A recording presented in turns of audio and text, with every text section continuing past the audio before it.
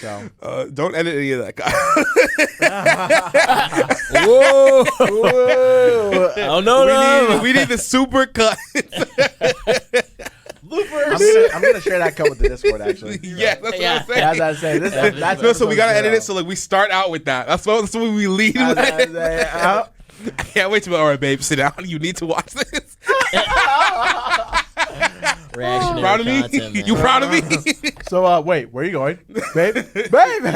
It's like, why are your hands all bald? What you trying to?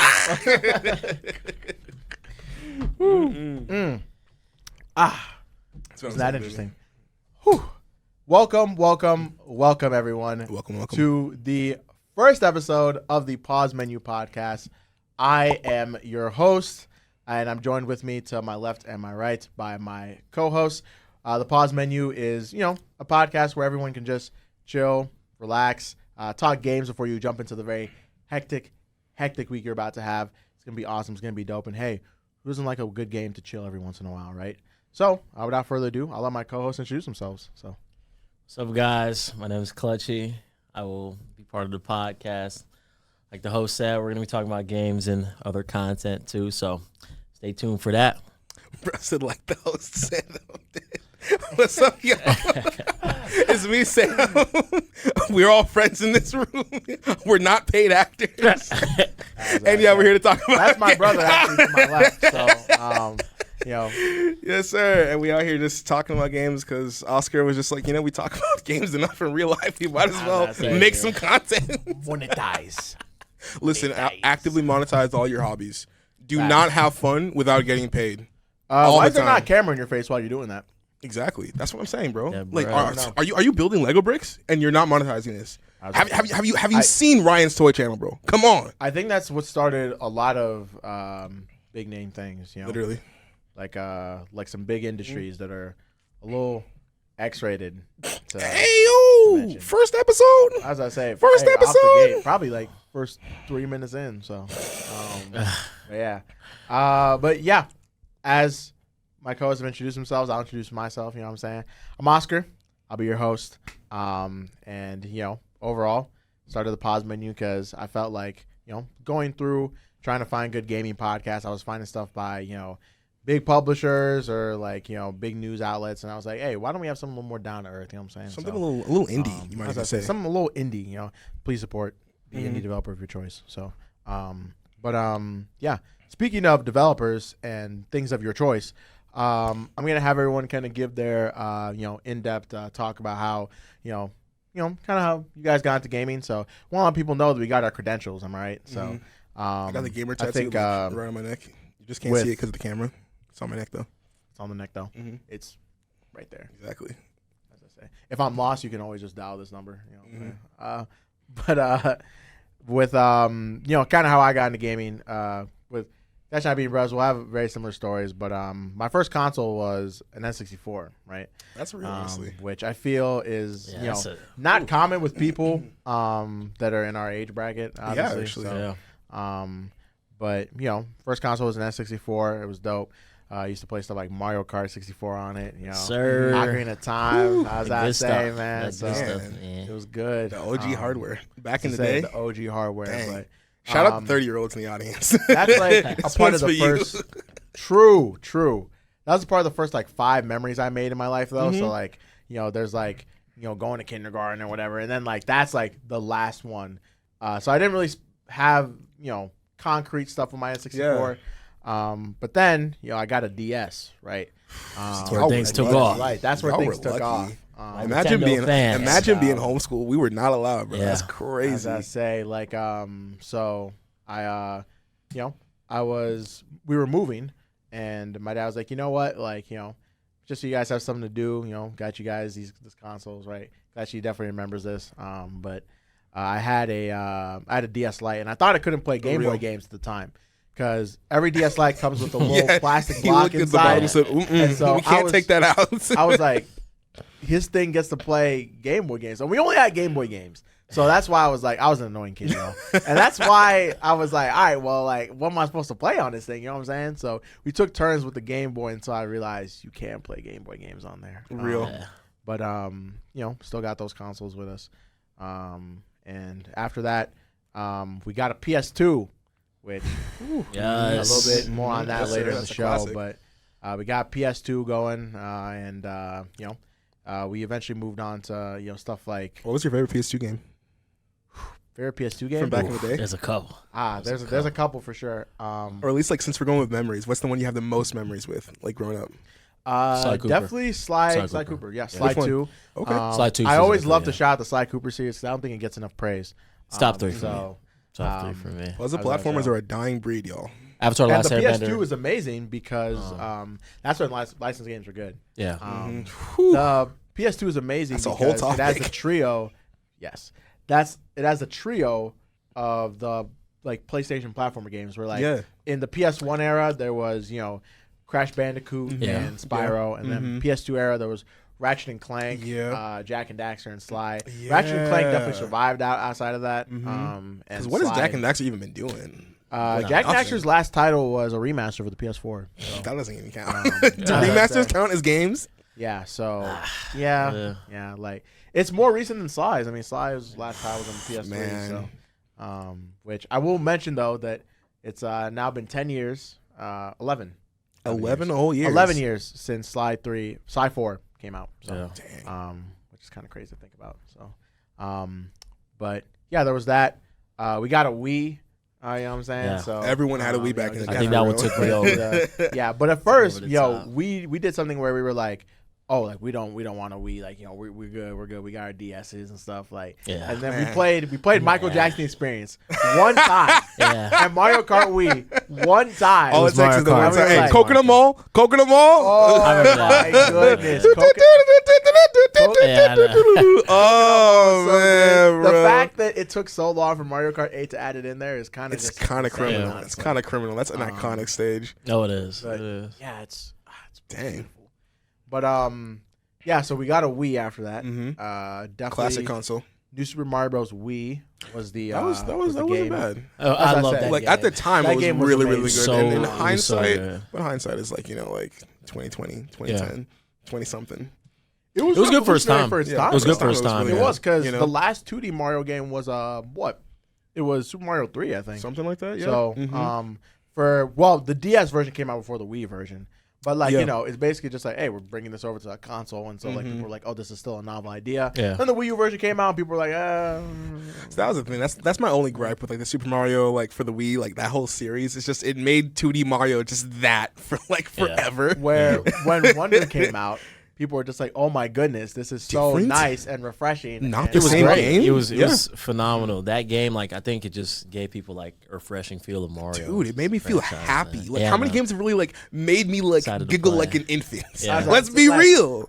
It was like was being dope. on a nice roller coaster ride where I was like, man, this must be so awesome to be like what your I'm saying. first like 2D Mario game or Dude. something. I know. Or like anything like that as a kid. Like they Dude, playing that game was like watching the Lego movie.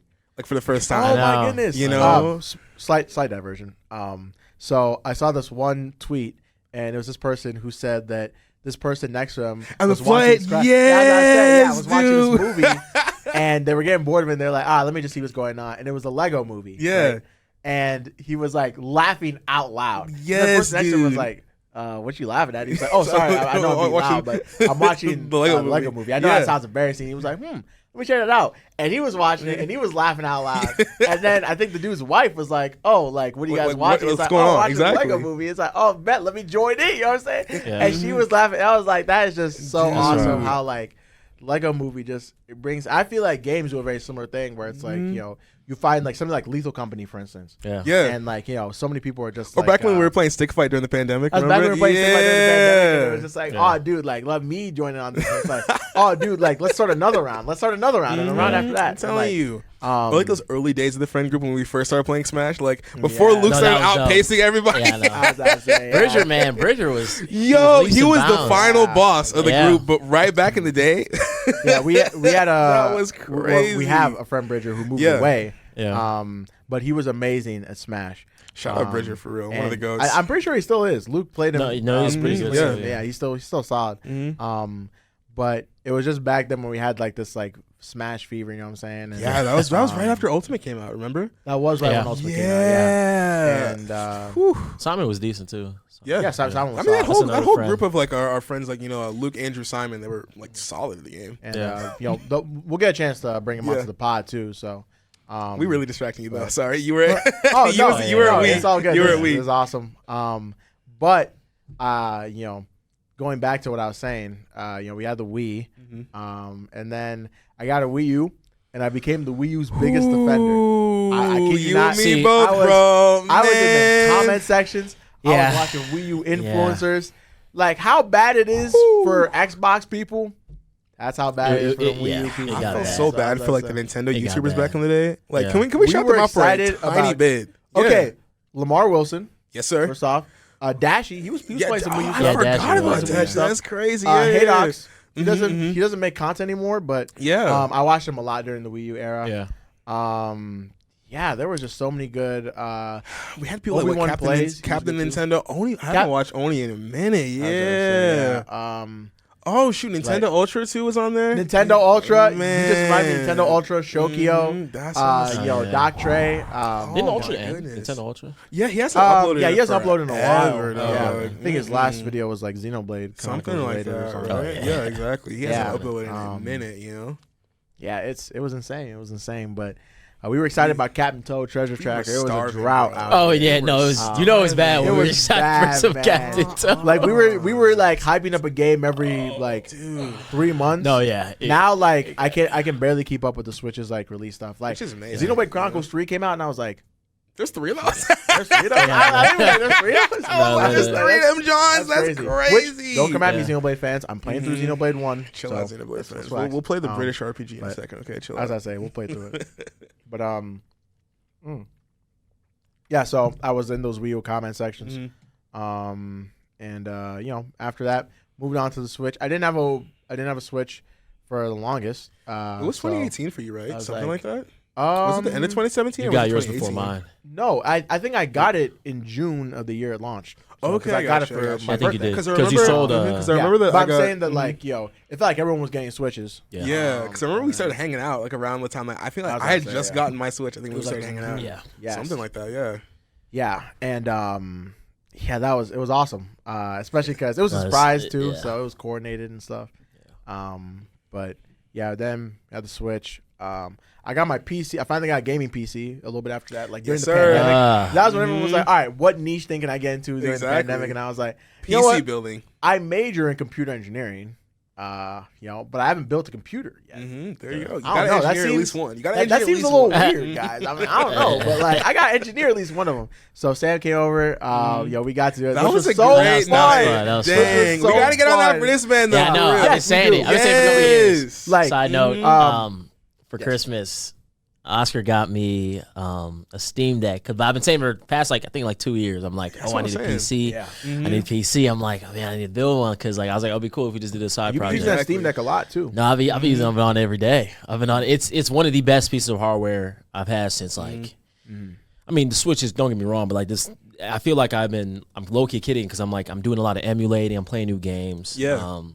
It's been really fun, but like I still want to build a PC. But like this is it's kind of like filling that void. Exactly. That's So what it's been kind of dope playing that. Once Yeah, a you- Steam once Deck is you- awesome, but I don't think it can really fully replace a PC. Oh yeah, The whole process is just so fun too. The process is You very, know, when very you're like fun. when you're trolling through Reddit trying to figure out what's going on, and you're like Oh, on yeah, PC yeah, part yes, picker, yes. bro. Dude, for like my small form factor I was build, invested in my parts, man. I was like, Dude. it's this or nothing else. That's what I'm So, saying, dude. That's how it was for like my monitors because I was like, okay, for some reason I got hyper fixated on these specific ones, and like we got to get these ones. Or even Yeah. like building my small form factor PC. You know, the one that's like this big. It was just like everything was different because everything was smaller. Yeah. So I had to think a lot about like how everything was gonna get cooled because like when it's space that small, if it's not getting cool, stuff's just gonna start breaking basically immediately. Yeah. So all right, we have to have like my intake, my outtake, and all that stuff. It was a ton of fun. You know, just like putting That's that dope. together. It was great. That's what I'm yeah. saying, dude. I think I mean, I like buying stuff, so but like ordering the parts too was also just really fun because I would order them to my place, and I think the final There's a parts bunch. came like when I was in Nashville, and my dad was Yeah. like, "What What is this?" Because I he came down just sees to- like 4 yeah. boxes of PC parts show up at the door, and I'm like, "Don't worry about it." Yeah. So, but yeah, so there was that, and You were at the Switch. I was at the Switch, got the PC, and I do game collecting as well. So I've picked up some consoles throughout my time, mostly filling up and kind of getting back those ones that I've said before. In that time, I've gotten an Xbox One, PS3, PS5 actually. Mm-hmm. I got And you that were one on the too, PS4 so. for a little bit. Yeah, I was on the PS4 for a little bit. It's a couple years. Got the PS4. Yeah. Got the PS5 after that. Yes, Traded sir. in my PS4 for my PS5, which I regret. Yeah. because I was like, No, I love the kinda- PS4. kinda The Pro. was It was the Pro. Sometimes you got to put the down payment on the couch. I was about to say, You know it what was- I'm saying? the money Sometimes was you tight. The money That's was what I'm very much saying, tight. bro. That's The what money I'm was so saying. tight Mhm. that I told Sam, I was like, hold on to this until I can pay you That's back. what- 'Cause that was a hefty loan. Where it's like I was there and I wasn't exactly there, so I was like, hold on to this until I can pay you back. I feel you, bro. Listen, we all were there. but- We all had that moment, though. You know was what what I'm I saying? say, We've all yeah. had that moment. We were just like, I'm so but- close to this purchase. I'm saying. Before anyone starts pocket watching, we ain't broke anymore. That's what I'm saying, bro. You We know, all. I'm broke. I'm still broke. he is. Hey, Still in hey, college. but you're not gonna be I- that. You're not gonna be that way for long. Yeah, not yeah. for long though. When I was graduate, saying, I'm I'm sorry, cool, bro. but- That's what I'm saying. Yeah, me We though. up. We up. Say we up. But yeah. So those are just a couple of things. Copped. So yeah, I'm pretty familiar with pretty much every platform. gamer, I used to play gamer. on Xbox extensively back in the day. I've That was always- a minute ago. That was a minute That ago. was a I while will ago. admit though, I'm not gonna act Yeah. silly and act like an Xbox aficionado. I was gonna say that was I a do not minute remember ago. that. I've been a PlayStation guy since I was a wee youngin. And I Yeah, feel like man. I'm mostly a Nintendo guy though now. Most of my favorite franchises are on Nintendo consoles, but yeah, that was a long spiel for me though. I don't know, Kelechi, what about you? I mean, I know we have a lot of overlap, but Yeah. like you specifically, like what? Basically, I mean, me and Oscar pretty much grew up playing the same consoles. Yeah. Like my personal favorite, PS2 really hit home for me and the Wii. I think that was when I really took gaming to a whole nother level. Like I loved Yeah. That era playing- was magical. platformers. Like that was I couldn't get enough of them. Yeah, it was. I mean, we were playing Georgia the Jungle. If y'all know what that is, That takes me back. we were playing. yeah. What was that Good license Nickelodeon? game. Was it like attacking the Yeah, Power like Nicktoons TV? Unite. Nicktoons Unite. Yeah, Um, I had a friend who had that on GameCube. yeah, back man. in All, the the day. Avatar playing trilogy. We got Avatar that trilogy, so. book 1, 2. The only good Avatar games. Yeah, only. The only good The Avatar only good games. Avatar Not that new stuff Which- they're making now. Crazy how I wanna- everything Avatar related stopped being good Yeah. after the first Yeah. series. Insane. So, I want to interject here real quick to explain that Kelechi and I, we're Nigerian, right? And so I mean, we all were the living. boys here are Nigerian, Yeah, actually. Oh, yeah. all of us here are Nigerian. I should have mentioned so that. crazy. I was saying it because we had the PS2 when we were in Nigeria. We were living Yeah. in Nigeria for a little bit of time. And our mom, she was back home. She was finishing school up. And so she would basically call us and be like, "Oh, like what games you want? Is there anything I can get you guys?" And so like, I don't ever recall telling her Ever. "Oh, I want Yeah. this game." I don't think But, ever. I finished Sly 1. She got Sly 2 right after. I finished Sly 2. She got Sly 3 after. Finished Avatar 1. She got Avatar: The And Burning it was Earth random. after. It Burning wasn't Earth like Into the Inferno. It was crazy. The one thing though we had to pester her about was Bakugan. But Yeah, no, like I was that's in a because we were chokehold. just like I was she in a was like, "Oh, here's chokehold. the game." We were like, "No, we want Bakugan. Yeah. We want Bakugan." She came back. Like, I was like- It was I think it was after. I think it was in 3rd grade, and it was after report cards. And I remember, I was like, The "Mom, we currency need of our this." time. Yes, and it was there was 2 little spears, right? Yeah. Those two little spears If that you guys came in, know, yeah. old Bakugan fans, and when I saw it, I was like, "No way." Open it up. It was like Yup. 6 different Bakugans, all the cards in the middle. That's it was the coolest thing wild. ever. It was like, a starter pack for Bakugan. yes, the Dang. starter packs. And It was like dope. it also That's just shows the wild. thing too where it's like sometimes a cool thing about living in a different country shows how like the wide reach of different franchises. Yeah. Yeah. Mhm. Bakugan, it reached that wide reach because Yeah. man, at the playground we were making paper mache cars. We were like It was- making it paper was mache. insane. We were Wild. selling them and trading them. Sometimes for real money. Sometimes for real No, money. that too. is It was like crazy. It was like- I would be like, "Oh, like, Uncle, can I get some money for this ice cream?" Yeah. And he's like, "Okay, yeah, sure, I got you." I'd be like, "Hey, bro, give me that Dragonoid." That No, for is real. so Like it was that wild. It was serious. like that. It Dude, was Dude, that because I serious. remember like man. Toby and his Like- brothers, they were like they were into Bakugan on this side, like in the US during that say, whole yeah. time. And Yeah. like for me, like I feel like I was just like a year or two outside of that because I was like I remember when Pokemon was going crazy in the early 2000s, and again, being Nigerian, conservative Christian parents, we did not get into Pokemon. man. What's funny about that actually is I remember asking my mom like why she didn't let me get into Pokemon. I was like, because you thought it was like demonic or evolution or something. She's like, no, it's because that would have been the only thing you did. And I was like, That's fair. very fair. Yeah, Very that's fair. fair. But dude, Bakugan was like and I never really got it because I'm just like, bro, like it's just man. you just like roll the ball onto the card and it just be like I will say, I think it had the whole imagination aspect where it's like you have to imagine the guy popping out giant dragon where it's like, the game only takes place in like this void or whatever. Yeah. You know what I'm saying? Like the concept was cool. The concept was cool though. it wasn't bad. Like honestly, they just not saying these are Pokemon clones, but like the whole monster Monster catching kids being taming really monsters big thing genre. Yeah. Like we had Beyblade, we had Yu-Gi-Oh, Digimon. Digimon. Yeah, that's what I'm saying. Yeah. I wish I'd gotten into Digimon as a kid, honestly. I tried to. I tried just to, also, it it wasn't really for me. it was just though. Pokemon was just literally on the rise. It was like I feel like if I'd it was just given so it a much. good shake, Yeah. if I'd like tried a little bit, because they low-key still had good games even back then for Oh, yeah. Digimon. You know what I'm saying? Yes. Can we even talk about how licensed games were this good in the early 2000s? Because almost every Yeah. licensed game Yeah, was we low-key can- good. we can look at Extra, like Goofy skateboarding. Has anyone played the Goofy skateboarding game? That game was went heat. hard. That game like was the heat. fact that the Cars game has a Steam port. That's all you got. That's all I gotta Yeah. say. Think man. about That's all that. I gotta say. When was the last major motion picture that got a video game adaptation? Because I used to think about that as a kid, remember? Back when the Incredibles came, you had Incredibles Rise of the Underminer, right? When Yeah. Cars came out, you had the Cars yeah. game. And the Cars game was... dude, when Spy Kids 3 came out, there was a Spy Kids 3 game. Yes, yes. Think about that. It's crazy because there are some of those games where it's like they didn't age as well. You know, after because I went back to some, I was like, this game is. I mean, yeah. Like, there was this game based on the El Tigre cartoon, right? And I loved El Tigre as a kid. So I had the PS2 game and we had the DS game, right? Yeah. And the DS game was awesome. It was just side scrolling beat 'em up, and it was just cool. But the PS2 game was kind of this janky platformer. Yeah. Some of them were I went back and folded. played it, and like I beat it, and I was like, I don't know, like wasn't really as great. But like the fact that the Cars games, like aside from the overwhelming popularity of Cars, like obviously people are gonna still make something if it sells. But like the fact the Cars games, like they went 1 for 1, then they went 2 for 2, then they went 3 for 3. And I was like, all right, man, it's over, Dude, it's over for franchises, sure. franchises. Oh, for real. I don't know if you were done. Yeah. Oh, but yeah, I think You said the PS2 and Wii. Like, yeah, I kind of after we had the PS3, but we had the PS3 for like I actually just got us a PS3. yeah okay That's what I said. okay So because I don't we had the Wii U, we had the Wii U yeah 3DS. I completely 3DS. skipped over. Oh it. yeah 3DS I completely okay skipped over the 3DS. that was Not us not mentioning Awakening. That's crazy. Yeah. That is crazy. It- The 3DS had some bangers on it. no it Super did. Mario 3D Majora's Land, Mask I Legend mean of Ocarina Luigi's of Time. Mansion Yes, Ocarina of Time bro. Yes. Yes. it had everything man I was X and Y Pokemon X and Y it was feeding families Ooh, it was feeding families. 3DS was definitely it was the only thing It was feeding Nintendo. Oh, no, it was. The Wii U Hey, wasn't. I was feeding Nintendo. I was feeding Nintendo. no for real I was personally putting money Yeah. into Satoru Iwata's pocket. May you rest in peace.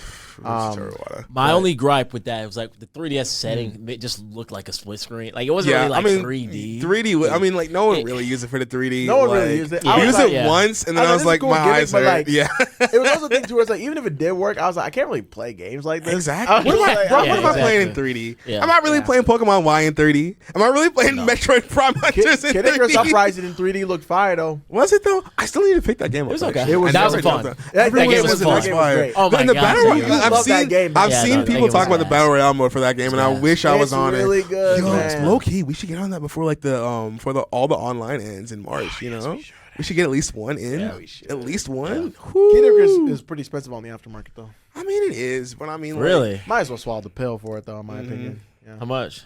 It's like $55. Oh yeah. I mean, that's not too crazy. I mean, Yeah, like, but listen, it's been like 10 years. I mean, my thing is Like- any 3DS game I can get aftermarket for like equal to or less than retail price. Yeah. I count that as a win. Like, I'm not gonna I lie to see you. it as like buying a brand new game, but like when I buy a brand new game, I want it to be something like just came out. You know what I mean? Yeah. I really I'm feel like, that. But like I'm like, oh, I'm getting an old game, therefore it should be like at a discounted price because it's old. But it's like, oh, not really. See, that you makes know? sense. But what we're seeing in the market right now is that a lot of those older games are still gonna retain value. You know what I'm saying? Yeah, It's that's like I what just I'm picked up freaking Radiant Historia for DS. Like comes in box, has a manual and everything. I was like, you know what?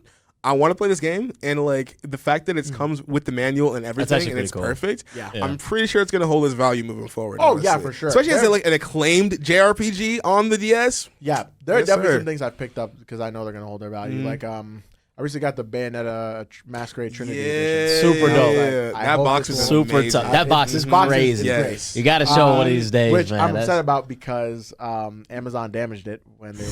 Oh, that sucks. There's like a little bit. Shout of out Jeff tear, and I'm Bezos for real. But yeah. So I'm That's sorry. right. No, you're good. You Interrupting good. this, man. Sorry.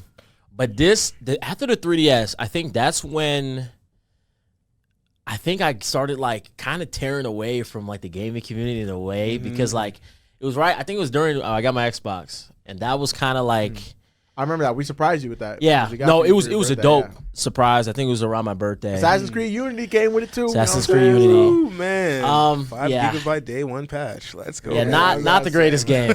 It's not the greatest game, but it was that. After that, it was like I don't know, like gaming. I played Warframe on it. I played a couple things, That's but actually back. Warframe was great. Producer great Kyle free to knows all play about game. Warframe. Yep. I mean, Great free to play game. we're black, so we were playing 2K on it. You know what I'm Yeah, saying? So, yeah, 2K. You know, yeah. back when 2K was good. Back when, back when as I 2K was say, good. eventually So, I was like, dog, I don't care if this thing costs a cent. I'm not buying this literally. anymore. Bro. haven't Last played 2K 2K I since played was like what since 2K14 or 15, something like Ooh, that. 14, 15 was 14 was 14 gas. my That was career really was- good. It was heat. the last good 2K was 17 in my opinion. 18 arguably, but like if you really want to go there, 17. I like 20s, but I don't know if I like 20s because of the pandemic or Probably because the I actually pandemic. like That's 20s. so A little bit of wild. nostalgia. Because I was pandemic. playing a lot of 20 because of the pandemic. Yeah. Literally. And I was stuck inside, yeah, and like yeah. my friend John, shout out John. 2K was our thing, right? But then eventually we both were just like, we can't keep playing this, man. We were Literally, like, oh, we can't keep playing this. Yeah. And then yeah, like I was saying, like I just don't I don't know what happened. I just felt disconnected from the gaming community. I just wasn't playing a whole lot of games at the time. Yeah. And I was like, dang man, this kind of sucks. Like I used to play all these games and you know the Switch was coming years after and I was like, I don't know if I want to get the Switch. And that was when I got the Pro Controller. Our friend Elliot, you'll see it when he gets on the That's pod. it, yep. He got that. He had It Odyssey. was the Xenoblade Pro Controller, right? Yes. Yeah. And Oh, it was he did. it was yeah. I played, I think it was Odyssey, yeah, and that was the first time in a long time where I felt like, yo, this is fun again. Confirmed. Like, Odyssey restored like, this man's joy it was in gaming. so- Hey, Man. if any game's gonna do that for you, it's gonna be no, Odyssey. it really was Man. like Nintendo will always be my number one. Like the franchises, everything it does for me. Like, but after that, I was like, I can't believe I've been missing this for so long. Like, I wasn't playing PC games like that. If you know, I used to play a lot of League. That was my only PC game I He played. saved, bro, too. Dang. Yeah, so that was He's a whole. like turning around whole after he different dropped phase. that. Yeah, no, I couldn't take the game, but it was fun though. But I got hooked back into the Switch, and after that, I played that for so long. I was like, dang man, I kind of want to explore more genres. Yeah. So I was like, okay, let me sell this Xbox finally. I think I got Okay. like $60 from GameStop. Yes, Bro sir. made a good Shout out decision. I was about to say one of the best decisions Bro, he's bro Yeah, made. made a good man. decision. And I'm sorry for the Xbox fan watching this, bro. I'm no, sorry. it just doesn't have enough to play. It wasn't captivating enough. After a while, it just kind of just fell Which off. is insane coming on the heels No. of the 360. All I'm I saying, know, bro. I know. The 360 was Pedigree, fun. bro. The pedigree. Yeah, it was really fun. Man. And then after that, I got the PS5. PS5, literally the first year. I had a friend who's like, "Oh, like selling it for retail." I'm like, "Oh, cool." He hasn't Yeah. touched it. I was like, "Bet I'm getting this wild. PS5." Yeah. and opened me to a whole nother genre of Just just games Yeah. and just everything that that made playing games fun again. So I did that, and then the Steam Deck, and now we're here. So Damn, let's get it, baby. yeah. We love that. It's a journey though. It's a journey, you know. It's just like I'm thinking about like when I started, right? Because you guys mentioned the N64 Mario Kart, and I think my earliest gaming memory is literally when my little sister was born at like the hospital. The nurse brought out this cart with like the old CRT and the N64. And I played Mario Kart by myself because I was bored. And little 3-year-old me, like he saw like I knew who Mario was. But for some reason, I didn't know Luigi's name, so I saw the L on his cap and I was like, "That's Lemon." I don't know what about him made me think that's love. But hey, shout out 3-year-old me for real. But yeah, dude, like, so growing up, since I was homeschooled and everything, my mom was not really about games whatsoever. My dad could be persuaded here and there. Like me and my sister could get him to get us the educational games, and that was the foothold into gaming. Man. But it was an uphill battle the whole time because mom was not about it. I think like the first console I ever had, I think I was like 3 or 4. She got me like a Game Boy Color so I could play this Winnie the Pooh game, and that game was great. But after that, it was fighting tooth and nail for any PC game. I was PC only for a minute, y'all, because it was like not a terrible situation. Not a terrible situation. Listen, not a horrible situation at all, man. Hey, but it was bad when you're a kid and you don't got any money. Yeah. You can't buy games. So I remember it's all right. How do I get my games? Listen, but when we got Lego Star Wars. Back when I was 7 years old, when we just moved into that house, it was over then. It was over because that was the first game I got addicted to, straight up. It was a problem. I was like, homework, Lego Star Wars. Yeah. That's it. Just it the whole day. Yeah. Mom was so mad. But once we got onto that, I was fiending for the Lego games. So I've been like a big Lego fan my entire life, basically. Up until like recently. Lego, please, we need like a new space theme. We need something. Like the last good one we had was like Alien Invasion. I need something. But I remember I was playing Lego Star Wars, Lego Star Wars 2, Lego Star Wars The Complete Saga, great game. Lego Star Wars 3 The Clone Wars, we were on that grind for like a minute where we just get like Lego games. I remember we played the OG Lego Batman, me and my sister. We used to play a ton of games, just me and Essie together, man. But I think I really started getting into games when I got onto YouTube, because that was about early high school, I want to say, for me. I was probably around 12, 13 when my parents started being a little bit more lenient with the internet, and I could start getting into YouTube. Right. I started watching people doing music and stuff, and I was getting into that, and I started getting into gaming. I don't know if it was my first one, but I think the first gaming related thing I got into was probably just people covering game music. You know what I'm saying? Because I started listening to Lindsay Sterling back when she was popping in 2012. Yeah. They want the battle. Yeah. Don't get me started on him. With the Zelda cover plays, man. Zelda covers. If you guys know, man, we could. Now talk. He does straight up he does music. Yeah, dude. He's been talented for a minute, man. That's what I'm saying.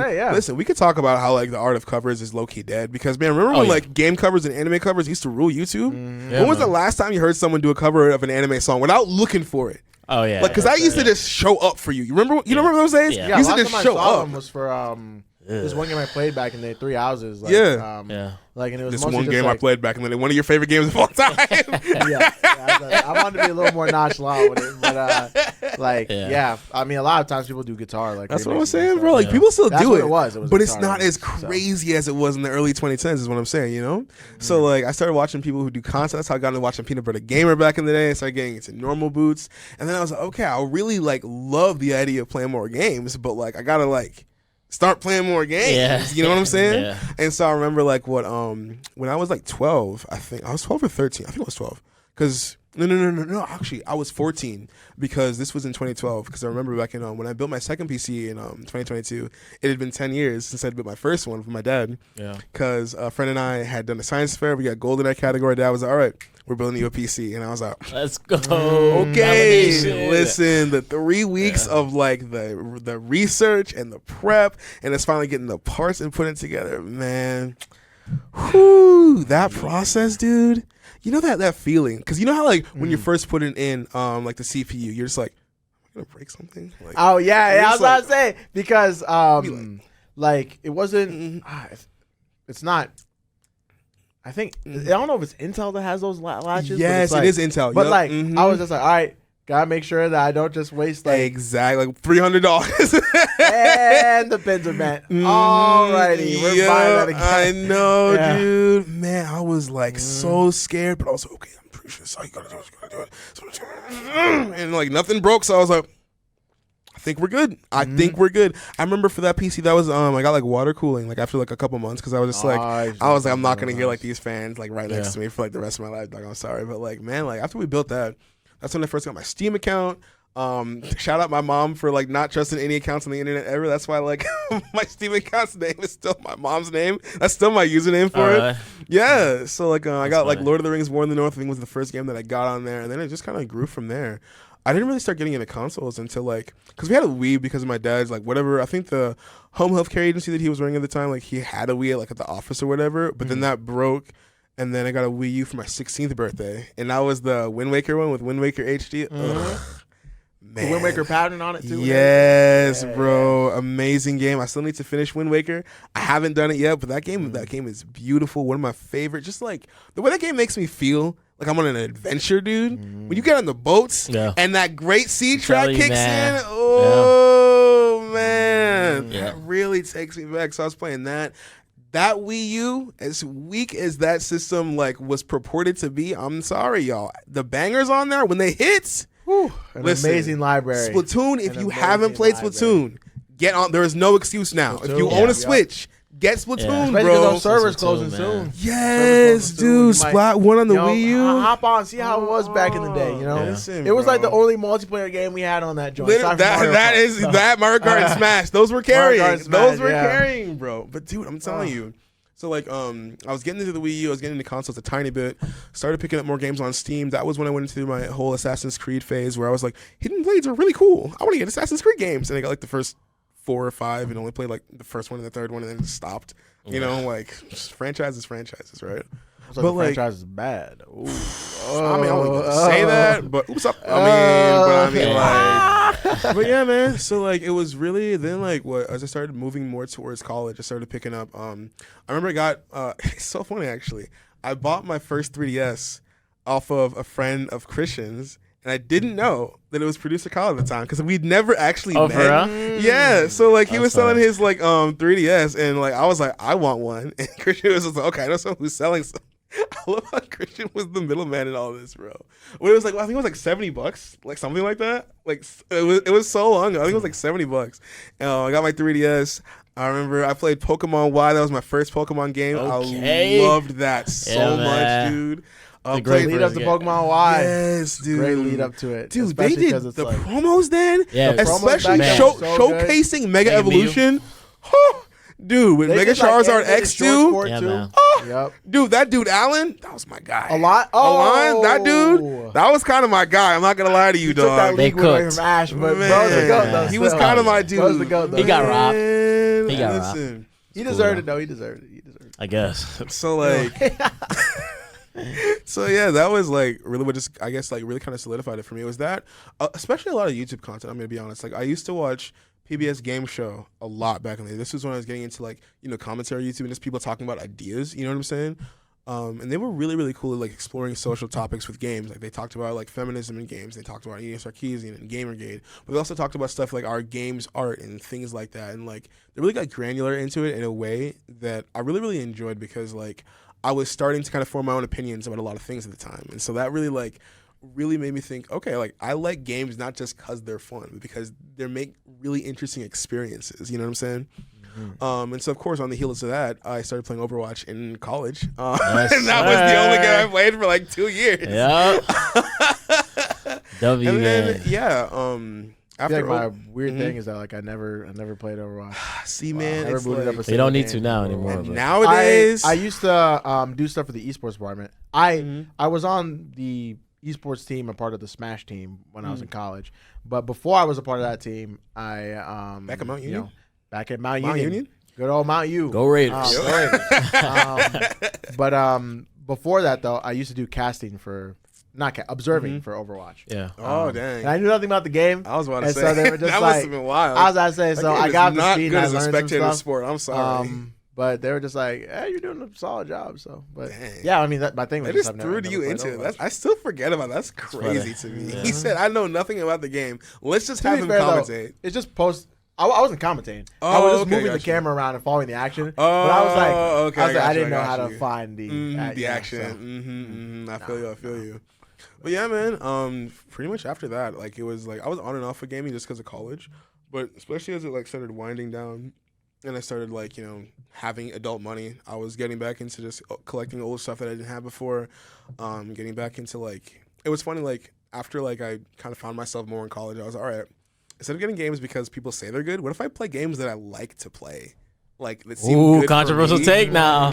What if I find stuff that I like? You know what I'm saying? And then that led me to just like picking up random stuff like what was it like? I personally select the games I play off the top 10 off Metacritic. And whatever game that Twitter's talking about, I gotta play that one. You know what I'm saying? Just those. Whether it has Twitter upset or they love it, I have to play it. Exactly. Or if the gaming YouTubers are talking about it, then I have to play it. You know what I'm saying? For sure. You know, I saw a video essay on this game. I'm not interested in the slightest, but I gotta play it. I mean, me with this whole survival horror genre, I'll watch like this 3-hour lore video on this really niche game from like the early 90s. Probably never gonna play it though, but it's cool that it exists. I like that. Shout out to Spear Hunter for Keep real. existing. We like that. Well, yeah, man, gaming, and at this point, it's just pretty much whatever I feel at this point. Honestly, Literally. It's like between Switch, PC, PS5, we got some bangers. Shout out Armored Core 6. If you haven't played Armored Core 6, please Oh my play gosh, that that game is gas. That game is amazing. It's clean. Yeah, All right, back up and then we can get back to it. easy. Awesome. So, we've kind of gotten that general overview. You see our gaming credentials. We're platinum in these streets. We're real gamers, Yes, sir. certified gamers, true gamers down to the core. So with that, I know we kind of went over some consoles, some things that we played back in the day, and I feel like one thing we don't have much experience with, and that we haven't looked too kindly on, is the Xbox. So Yikes. I want to bring up a topic of discussion that's been recent in the news. So Phil Spencer. He came to his Twitter, and people who don't know, I'll have the tweet on the screen. But Phil Spencer, he came on his Twitter and said, "Hey guys, I'm gonna be updating you guys on Xbox, everything Xbox related, sometime next week." And as people speculating, because right now the Series X is not selling well At all. At all. No one wants the mini fridge. no one wants it. Especially not compared to its main competitor, the PS5. I think the PS5 is around 58 million units. And the Switch is also doing very well, which we'll talk about later. But with all this news, what do you guys think about, what do you guys think the new Xbox update that Phil Spencer's giving is going to be about? They're cooked. Yeah, They pretty much. are cooked, bro. I think they're it's gonna be more of like optimism and hope, trying to grab onto something. Be like, oh guys, we're trying to figure stuff out. We're trying to figure things out, and like just give something to the fans, like literally anything. I mean, like, I'm not gonna lie, I'm really going with the bandwagoning of thinking that they're gonna go full third party, because like it kind of makes sense with the way the Game Pass has been going, and it's just like, dog, like, what are their strategy overall? It's like, what are they gonna do now to make me buy an Xbox? Yeah, they don't have any games. think So like, What are you going to Phil do? Spencer forgot that, or I guess Xbox as well. I don't want to pin this on because he's done an amazing job. He's really been trying to right the sinking ship, bro. He's been trying so hard. But he has tried so hard. But the one thing he fails to understand is that you need games to sell a console. Which, don't get me wrong, the PS5 is low-key trying to disprove that. It's like, actually, you don't need games to sell a console. But with Xbox, though, they don't have games and they don't have the PR. You tell me that you don't want to play Forza? You don't want to play just Forza and a bad Halo game and 2 bad Halo games? As I say, the difference between the PS5 not really having games is that they're still somewhat confined to the Sony ecosystem. Yeah. The Xbox doesn't really have They don't really have games. that problem. Yeah. And they don't have games and at they don't all. really have games. Yeah. That's So the thing. I It's think just like, I do think that was my problem. Even with the Xbox One, I was kind of like, dang man, there's all my friends are kind of enjoying like stuff for the PS4. I see everybody's always playing. I mean, you can always get multiplayer games, but like, but how long are you going to be in your Apex phase, bro? Yeah, man. How like, long? Hey, how long? At some point, yeah, I want to play some exclusives that are like That are fun. worth it. Yeah, literally. Again, dude, I remember like it was like slightly past the Wii U days, back when like Platinum announced Scalebound. I think it was gonna be for Xbox. I Remember that remember one that. game with the Yep. everyone Yeah. said the MC was kind of annoying. I thought it was cool because it was about riding dragons, and then you get to have this whole dragon mode or whatever. I was like, dude, that's dope. I love this. And then Xbox canceled it. They just canceled it. I'm like, y'all would have had a Platinum exclusive. Do you know how Platinum even does their games, bro? They will do a game because they like it and a game to make money. And usually when the game is just to make money, you get something like the Korra game that came out a while ago. And if it's a game that they like, you get something like a Bayonetta or like a Vanquish or like something like that. And I'm like, I think I remember them being. This might be misinformation. I think I remember them like being commissioned to make that core game though. But I mean, Where I it's think like, I they were think, like, I think hey, something yo, like that. make a core game. And But they're usually, okay, like we'll make a core whenever game. Platinum picks up stuff like that, it's because they're like, all right, we need to fund our next project we want to do. You know what I'm saying? Yeah, that's fair. It's kind of like how they did what freaking Babylon's Fall. Do you even remember that game came out on the PS5? Exactly. Nope. Exactly. That game was DOA, bro. No. But like, it's just like y'all have like nothing to make me want to pick up this console. Like why aside from maybe Halo, or even let's be honest, why aside from the old glory of Halo, would I want anything Xbox. I was about to say, because y'all were on Halo Infinite like crazy. It was alright. It was alright, man. I think its people multiplayer was cool. I mean, like, it was most like I don't think the Halos have been bad per se, but like it's mostly just like it's alright. You know what I'm saying? Dude, like the I dying think Halo's one of gasps those things of where a it's like dying brand. Like I it was gonna hasn't say, it hasn't hit back like the in the day. 360. I think it's just nostalgia. I think it's like a lot of it is like, okay, I used to play People this, still come home remember every day, 360 play with my days. friends. Even the and original Xbox. that games. shooter game. I mean, and granted, I haven't played Halo Infinite's multiplayer, and everyone that I do know who enjoyed it really, really enjoyed it. Yeah. You know what I'm saying? Because when we had certain members of the friend group who would talk about it, they were really into it when they were playing it. But at the same time, all of them who cared about the franchise, they all agreed that old Halo was better. They said that it peaked around Reacher 3, maybe 4, but a lot of people didn't even like 4 as much as like 3 in Reach, which again, if y'all weren't in the US when those games were coming out, the way it was like a religious fervor, bro, man, I feel like I missed out on part of my childhood, bro. By not having a 360 and playing Halo 3. I got to jump in on it because my one friend Noah, he had a 360. And so we would have those like sleepovers and like where we play like Halo split screen. Oh, man. Split screen gaming. Yeah, that was different. We can talk about obviously how it's like it's done, but that like, and COD. and it's a man. relic of its time. It should be done. I'm not saying it should come back or anything. Yeah. But like I think it depends on the game, but yeah, I agree. like I mean it depends on the game though. I mean couch co-op as wasn't dead, but like it was just fun to be like just messing around in Halo. Like I didn't know anything about Halo lore. I still don't really know anything about Halo lore. But I mean, I was like, this is a fun game. This is an amazing game. Every time I think about great gaming memories, Halo is a part of that. Yeah. Because of that split screen, because of that multiplayer. And I feel like the thing that sucks the most about not just Halo, but the direction Xbox is going in is just like, competition is good.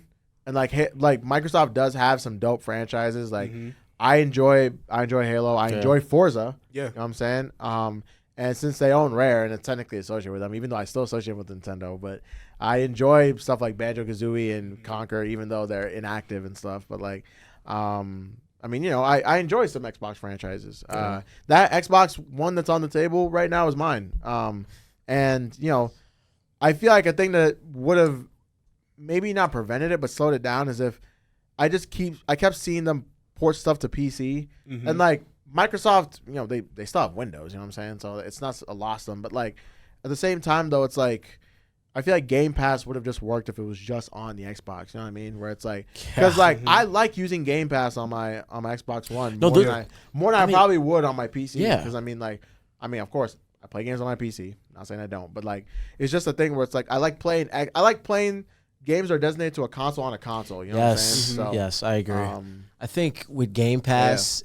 even like you see the PS5, like they have like their PlayStation, like it's like Plus, and you'll get Plus, like but it's not as good as Game Pass. Yeah, exactly. I think there's a lot more games. Like there's more variety. Isn't it cheaper? Is it cheaper? It's like it's like a cool $15 a month, something like but that. Like Yeah. it's gaming Netflix low key. Yeah, which is why I thought PS Now was going to be, but it's not. Game streaming is not. But my thing with that is just like we talk about how much stuff that Game Pass has, but one like even just my thing is like when you look at Game Pass especially feels like a response to the fact that they weren't selling enough units. In the same way that in the Wii U era, the virtual console was going crazy. Yeah. Because again, they weren't selling Wii U's. They needed to make you justify it. As I said, when companies get desperate, they start to like, all right, we're gonna implement this strategy. Yes, with dude, that. it is not competition that makes innovation. It is desperation that breeds innovation. Like, they was desperate because let's be real, Sony doesn't have a reason to give us a Game Pass because they're already making money hand over fist, bro. Yeah, they're already making money. Like it's like with Nintendo, right? It's wild too because like this isn't gaming related, but it's also that related where it's like. So Crunchyroll bought Funimation. Oh yeah, Funimation is fully Yeah. dead now. And then like we didn't know that was gonna happen. Funimation was like, we're done at April. Yeah. And Crunchyroll's raising their prices. Dude, did you see it? Yeah. It's gonna be like $100 or like I think over $60 for like I think they just you see the year. I don't think it's gonna be a month. You have to be lying. But like no, it might be the year. You have or it might be the month. You have to be but lying. you might have to check me on that one. They're raising their prices again. Yeah, they said the prices are just going they're up. Only, it might be like 100 or something. Not the price only viable anime increase. streaming service. That's out there. Yeah, and I'm gonna keep paying for it because I need. Anime. What else am I gonna watch it on? I mean, whoa, $100 a year? yeah, I think it's $100 a year. Yeah. What is no compared okay, to what, so what it was 8. So you're spending like let me just pull up my calculator up because I'm stupid. Like, look at it Like, this way, what? where the moment Sony jumped from the Actually, PS3 it's about the to same. PS4. it's about the same, $8 a month. Okay, no, you're right. It's about like, the same. It's like Yeah, $8.30. that's Okay, that's not too bad. All right. It's not really. I mean, that's like Netflix right now. If you get the lowest version of Netflix with the ads. Bad, yeah. But I hate living in a capitalistic society so much. real. Moving on from that, like when Sony jumped from the PS3 and PS4, they were like, all right, we're gonna snoop down to Microsoft's level. You gotta pay for online now. Yeah. Even though PS3's online was just as good as 360's, the only thing was that like your friends weren't on the PS3 though; they were on the 360. Because what do they have at the time? You're gonna think it's better. And Nintendo also had free online. They're like, wait, we're leaving money on the table. That? Like it's like to be the fair, worst part though, too is that Nintendo shouldn't even be charging for that online. I was like, It's bad. It's bad. The only It's saving bad. grace is that like it's like okay, like the virtual console is like everything's available to me, I guess, but like I don't want everything though. Like no, I'm not even because it's the only saving grace is that potentially the Switch 2 might like be like, all right, we're rolling that over. You know what I'm saying? I Like, promise you. They I mean, like they're gonna give us accounts and everything because they're not gonna give us with a a whole virtual console where it's like ecosystem, we're not but, starting like, from zero again. mhm, Because that's every single Nintendo console, like, all right, we're gonna start from zero. Yeah, oh, Donkey Kong for the NES. You could pay for Donkey Kong for the NES again. You can do that again. And it's like, I mean, I could, but like, I don't know if I want to do that again. Yeah. Like, and it just shows how like, when companies start to like kind of get that leg up again, they start to go back doing They that. start getting a little complacent, and like that's my thing. Even like with Xbox is, I feel like, and I think what shout out Moon Channel because he did a really good video on like the gaming industry. But I think going off of one of the points he kind of made, I feel like they run Xbox a lot like it's a software company where they focus so much on like the hardware is almost secondary to them, and they're like, as long as it can do stuff, is crazy because the Series X is more powerful than the PS5. And that's the thing. It's like So, we could even have a whole. It feels like when you look at it from the outside, that's what their vision is. But then you look at a result and you're like, exactly. wait, this doesn't line up with what you guys because they're looking at the Well, I'm specs, like, right? It's just like on paper this should be better, but no, we want stuff to play. We want an ecosystem that supports that. And we want to feel like the company that we're like, giving money to actually cares about our experience with that. You know what I'm saying? It's like, especially looking at Microsoft, they've been on a tear, grabbing up all these companies, grabbing up Bethesda, grabbing up Activision Blizzard. Man, it's bro. like they've Microsoft been slurping up dudes left and right. But it's just like, y'all, like, you're becoming a media conglomerate, and you're not acting like a game publisher, developer, or whatever word you want to use there. Yeah. And because go Sony's got studios, but they've developed those studios over a long time. Insomniac been with them since the PS1. You know what I'm saying? Naughty Dog been with them since the PS1. You know what I'm saying? Sucker Punch been with them since the PS2. Forever. Like, as I say, like, those are like, they've been ride or die. We're like, I mean, I think, it was Simon, shout out Simon, like, who told me that, like, Microsoft literally acquired Rare because they thought it would get them Donkey Kong. Yeah. Like, Which is crazy. dumb, wild. But Microsoft also imagine not listening to your lawyers. I mean, I don't think I should expect much from a company that was founded by Bill Gates. But like, it's just like constantly thinking that buying something will just make it okay. Where it's like, they were like, I think they tried to buy Nintendo that one time, and Nintendo literally laughed them out the room. And they were just like, I mean, like it's honest, man. It's an honest. I remember that too. Man, no. That's Even after the Wii U, Nintendo was like, "Trust me, we could make 5 Wii I mean, U's and the kind of money bankrupt. Nintendo We'll be good." definitely has, they even the Wii U wasn't gonna sink them. You know what I'm saying? I was gonna say the Wii U wasn't gonna sink It them. was not. They were gonna definitely sink them. cautious. They were like, "We don't want another Wii U," but Exactly. like, overall, they were like, "Hey, we gotta find a way to make this work." So, And that's which I feel bad for Xbox because like they back to back, it just didn't really work out. And the worst part too is that they didn't really make any missteps this generation. I mean, out the gates. You know what I'm saying? Out the gates. Because obviously we talked about what they've been doing wrong this gen. But like, the gen was like lost at the beginning of it, which, producer Kyle, if you can pull up the clip, I have something that I'd like us all to watch. That I think we can all reminisce on. And I think it'll be great to react to. I think it'll be funny. This. So, yeah.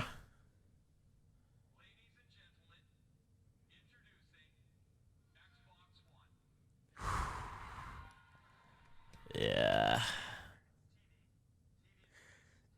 Yeah. Oh man, They was really feeling themselves after people bought the 360 for the Blu-ray playing.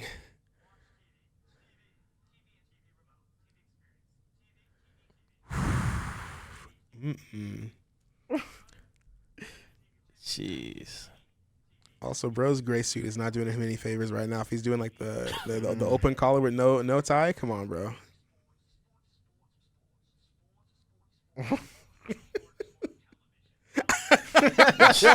Sport television. They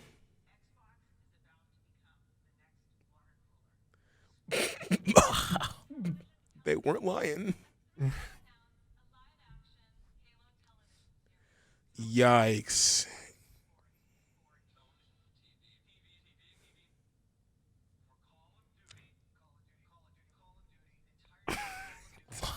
And this was for Ghost too. Whew. Jeez.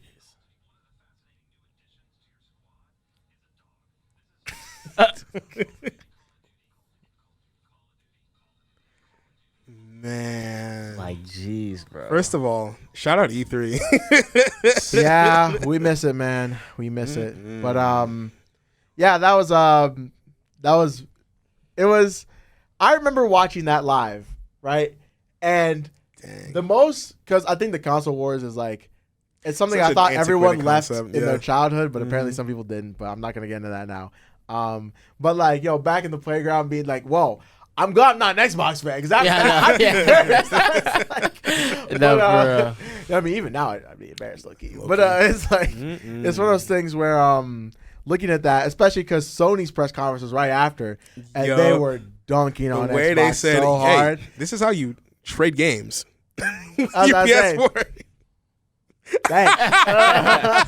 Thanks. Like Oh man, it's so wild because the Xbox released at $500, right?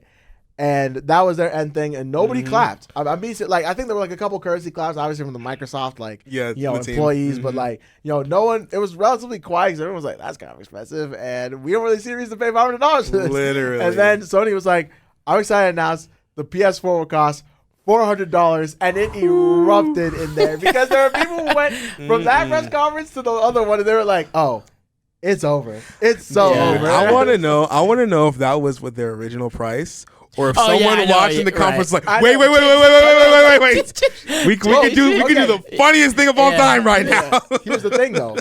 That did happen, but with the used game thing, because Microsoft was like, all right, so you can't play used games with this thing. The Kinect's always on, blah, blah, blah. And then Sony was like, I mean, we were going to do the used game thing, too. Let's take that out of there.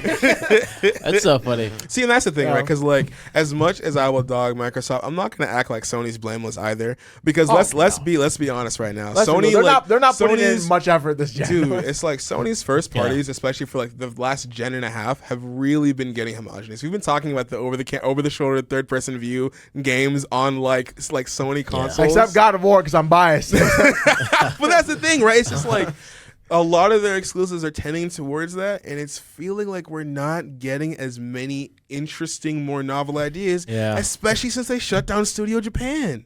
Because that was a studio that gave us, like, what was it? Freaking Ico, Shadow of the Colossus, stuff like that. Like, first party Sony titles aren't really doing anything crazy. And I'm really scared that Sony might be starting to get into their Avengers era, where they're just doing their Marvel era, where they're like, "Hey, you like this, right? We're gonna keep doing this, bro. We're full." Stop. Literally, it's like, dog. It's like if Microsoft's like grave sin is like just like not understanding their player base. I don't want Sony's to just become apathy, bro. I feel like it might even still be not understanding their player base because, like, actually, no, I take that back because Last of Us Part 2 did pretty well, and other games like that do pretty well. So, I mean, but I have some funny, or I guess one funny tweet to read where it's like, and it's from Chris Voisman on X, and he's like, "I'll never get over how you could tangibly feel the big suits thinking that since everyone called the previous Xbox the 360, the people would call this the One. Instead, everyone called it the X-Bone, like some sketchy porn site on the 5th page of Google." I remember that too. It was crazy. Man. Everyone was like, "Oh, X-Bone," it's like Xbox record that. Everyone's making that was hilarious. yeah, yeah, and I was Oh, like, I just didn't see a point in getting the Xbox. So I was like, all right, I'm gonna just get a PS4. Yeah. Or I guess I'll wait for my parents to get me a PS4. But it was that was where I was at. But I think I agree with you guys. I think Xbox is going to go third party.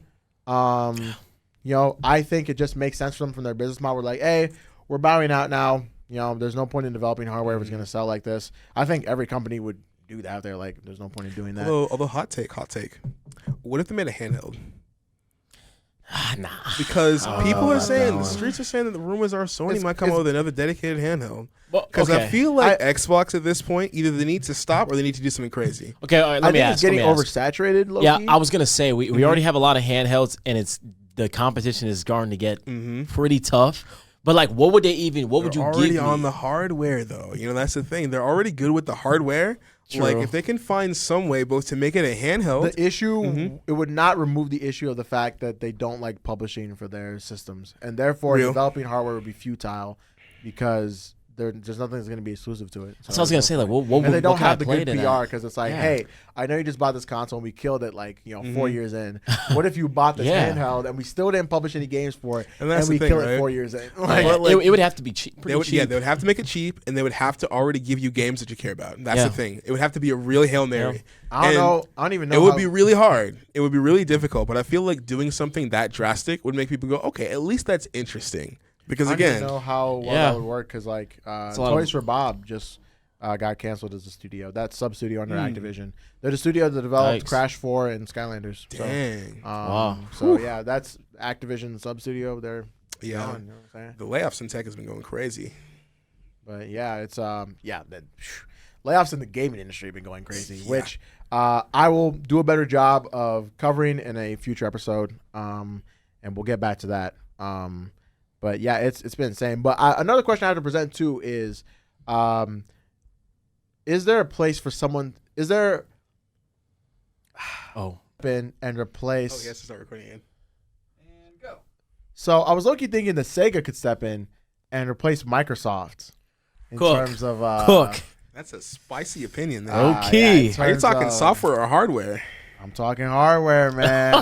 I'm talking hardware, man. Hear me out. Elaborate. Right, we know the 32X. You know what I'm saying? People were like, oh, okay, this is a new wave. And then Sega was like, we're not ready yet. We're not ready yet. And then they were like, all right, the Saturn's the new wave. Yeah. Like, all right, okay, all right. We thought the 32X was the new wave, but all right, well, I've done this. So it's like, we're not ready. We're not ready yet. And then they were like, all right, the Dreamcast. Yeah. That's the next wave.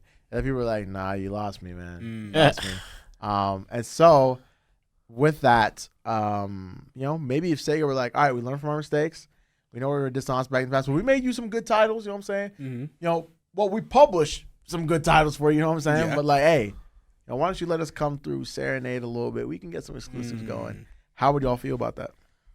Who I want to see what that would entail because Yeah. my thing with introducing another hardware thing into the market, it always makes me think of there's billions of proprietary OSs that people have built, but we're not going to get really far beyond your Microsoft, your Windows, and then for your nerdy people, your Linuxes. You know what I'm saying? Even though there's tons of Linux distributions out there, it's are we really going to get seriously far beyond our Xbox, Nintendo, and Sony? Yeah. I don't know, man. You're gonna have to do something really different, really wild to push us out of there. What do you think, Kelechi? I actually agree with you. I was gonna say it would have to be something that's very eye catching, but not something that's super just bizarre. It's I'm just not gonna pay my money for it. But it has to be something kind of innovative. That's what a I'm lot saying. of thought put to multiple years of just planning. It's not that Sega isn't capable of doing that. I think they have a lot of potential, but it's just competitive. Would they do that though? That's Exactly. the thing. I don't know if it's worth putting Think energy about how in. many consoles tried to come. Remember the Ouya back in 2012, Ouya is 2013? insane. I forgot about the See? Ouya, man. That's what I'm saying. Remember that? Ouya is wild. That's different, though. I feel No. like when you have a trusted name, you know what I'm saying? Where it's like Microsoft, they were a tech titan, when they revealed the Xbox. And so people were like, oh, okay, we'll hop on it. Xbox is so decent for its time. You know what I'm saying? It did. But it also did something different enough. You know what I'm saying? It created Halo as a franchise. You know what I'm saying? It's just like, I mean, Sega's got a lot of IPs that are already there. But one, is it even going to be more profitable to be like, and we're going to yoink Yakuza from everyone else to put it on our system, and we're going to yoink Sonic from everyone else to put them on our system? It's just like, even if we're not considering like what console or device exclusivity, they would have to do something crazy. They would have to like do like a Switch 3. They would have to be like, this game beams stuff directly to your brain. Like I better be playing GTA 7 for real. Like they better give me a whole gun. I wonder like how far we can go, because like, I mean, the jump between like, and it's kind of loosely related, but the jump between the PS4 and the PS5 like wasn't that it's more of a big. Yeah, we were talking about that. How? You know what like, I'm saying? It really wasn't that crazy. It's like there was doing the electric slide real quick. They said, lean forward a little. Oh, watch this. I'm gonna hit y'all with something you ain't seen before. And it's like, all right, well, so like I'm just wondering, like we already know the Switch has the whole like console turns to a handheld gimmick. Like, I mean, aside from VR, like, is there anywhere else we can go from here?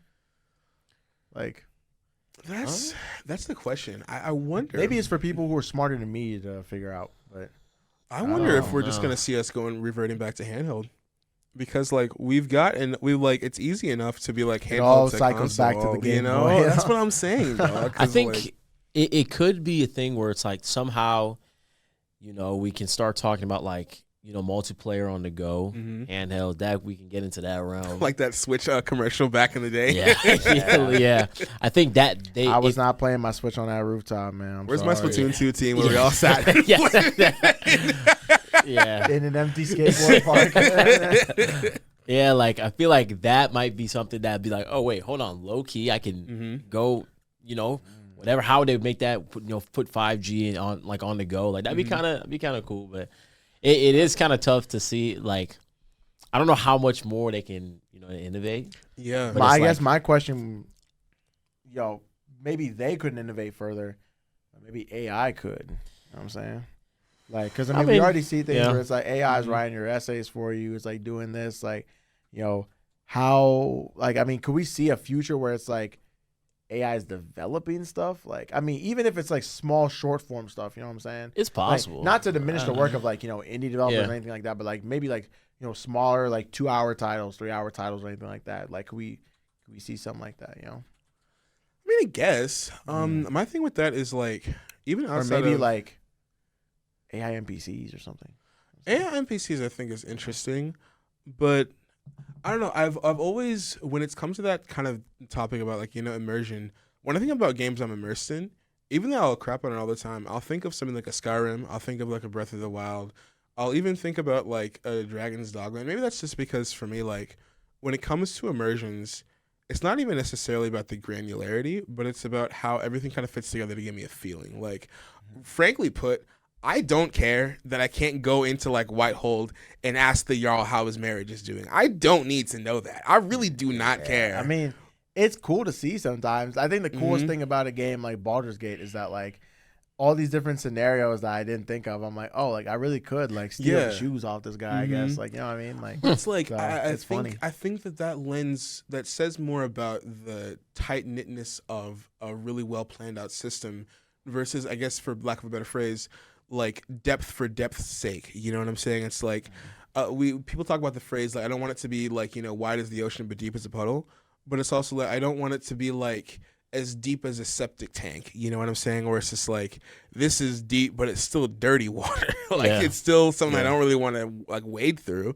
It's like those people who play stuff like Dwarf Fortress. God bless those people. I'm never gonna touch Dwarf Fortress in my life. Like, that's one of those PC things that like, if you weren't on it like in the 90s, you're not going to get me on Dwarf Fortress. You know what I'm saying? Yeah. So it's just like, I think AI really does have a place in like life cycles, like being a software developer, like having your co-pilot or whatever on, or just having ChatGPT be like, okay, this is exactly where my code's going wrong, because I'm just like, I don't want to run through 200 lines of code line by line all the time. You know what I'm saying? But I don't know, like, do we even really need AI making bigger chunks of games?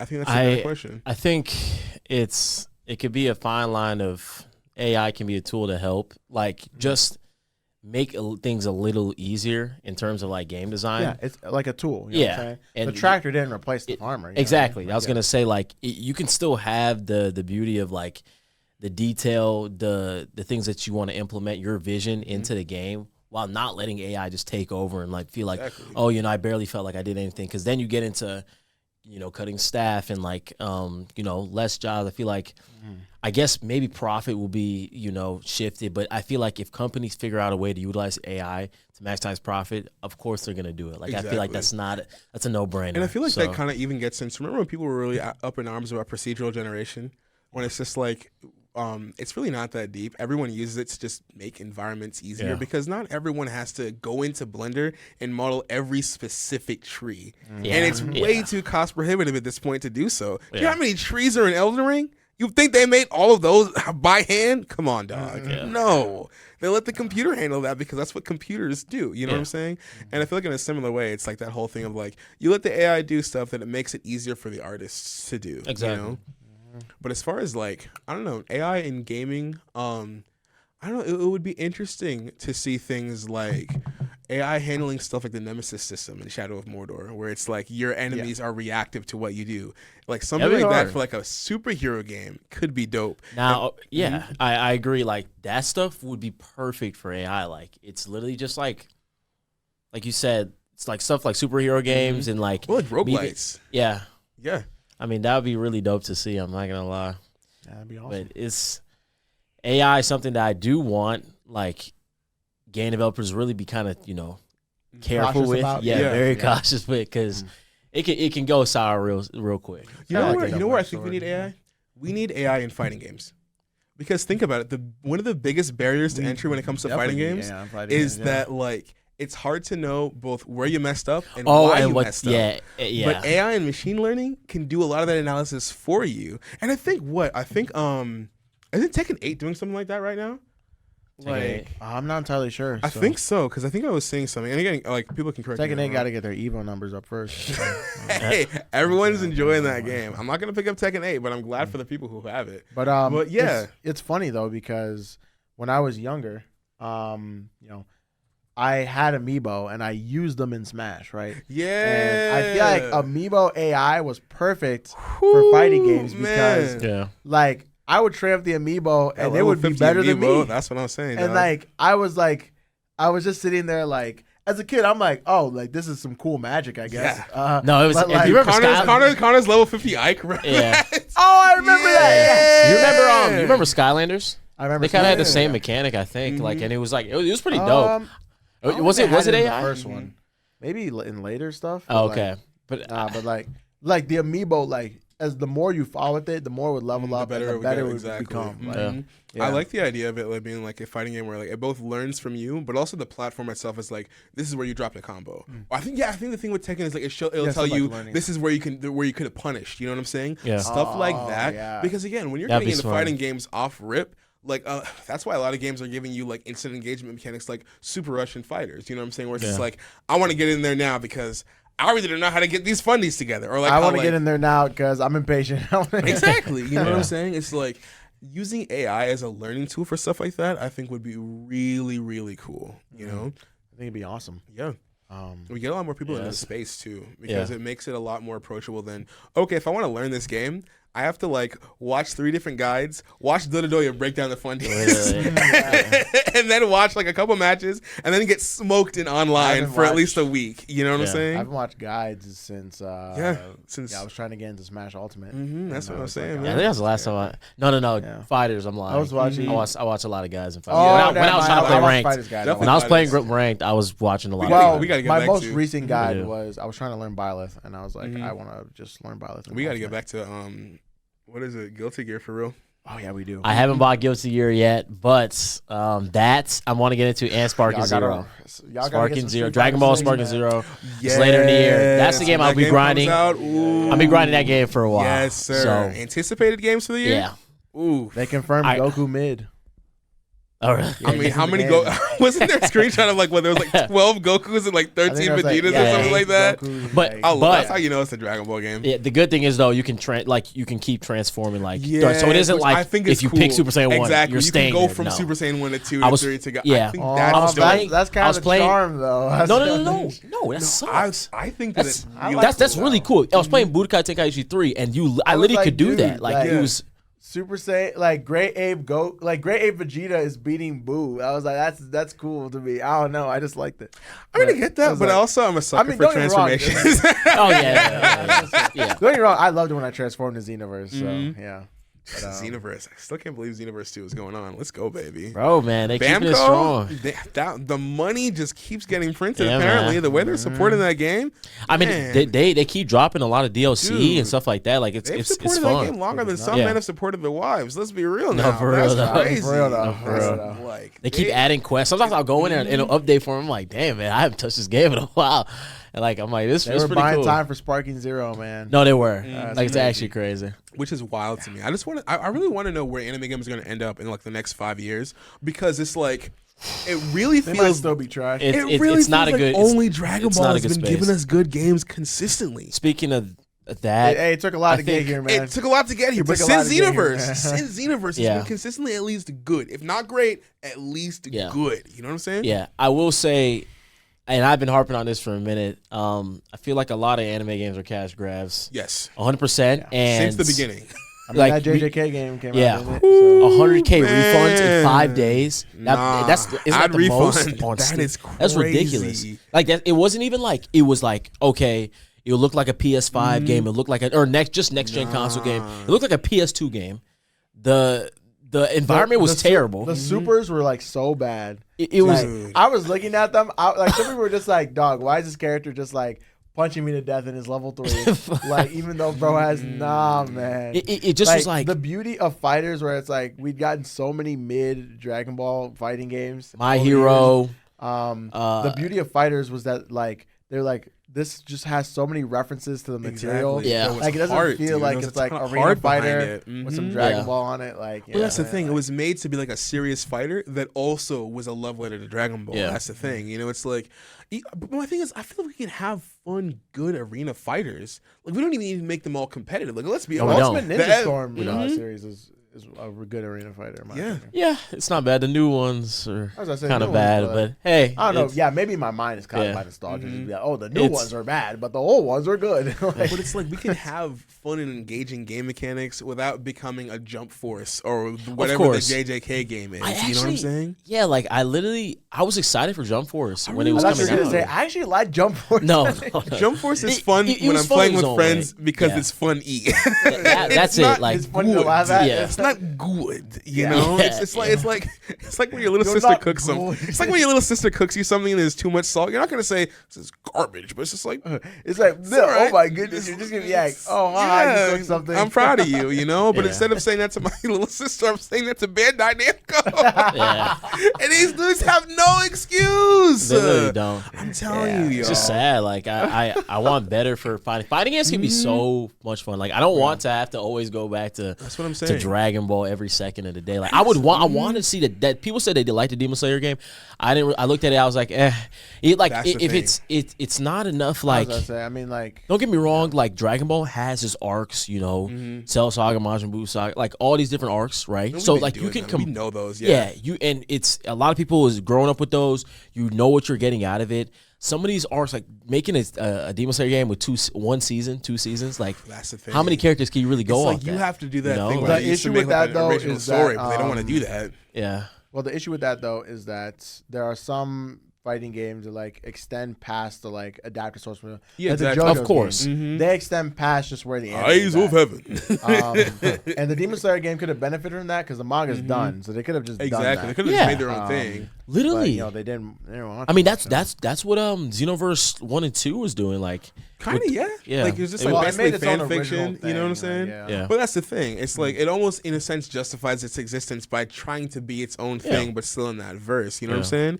I just want to see more, like, anime games take themselves slightly more seriously than just, this is what your parents are going to buy you because you like this franchise. Now I feel like playing Xenoverse again, low key. I don't. I don't. I got my feeling. Ooh, I got my feeling for man. sure. Just booting it up again and being like, I can my only play character's still the fresh. Cell Saga Yeah. so many I times. mean, hey, don't get me wrong. I was watching Yeah, every guys, video they were season releasing when Xenoverse 2 was coming out. I was Yeah. eating that content up like crazy, dog. But like, I don't know. I want to see what this new game is going to be like. I really want to see what this. I'm probably gonna buy it first day. Not For gonna real? lie. Yeah, I I've been wanna playing see- a lot of Budokai Tenkaichi 3, and I've been very. I'm like, yeah, I can get. How do this. you feel about the fact that they announced that Hunter x Hunter game? Do you think that's going to be good? I think at worst it'll be mid. I think it'll be a 6 out of 10 at worst. It is made by the Marvel v Capcom people.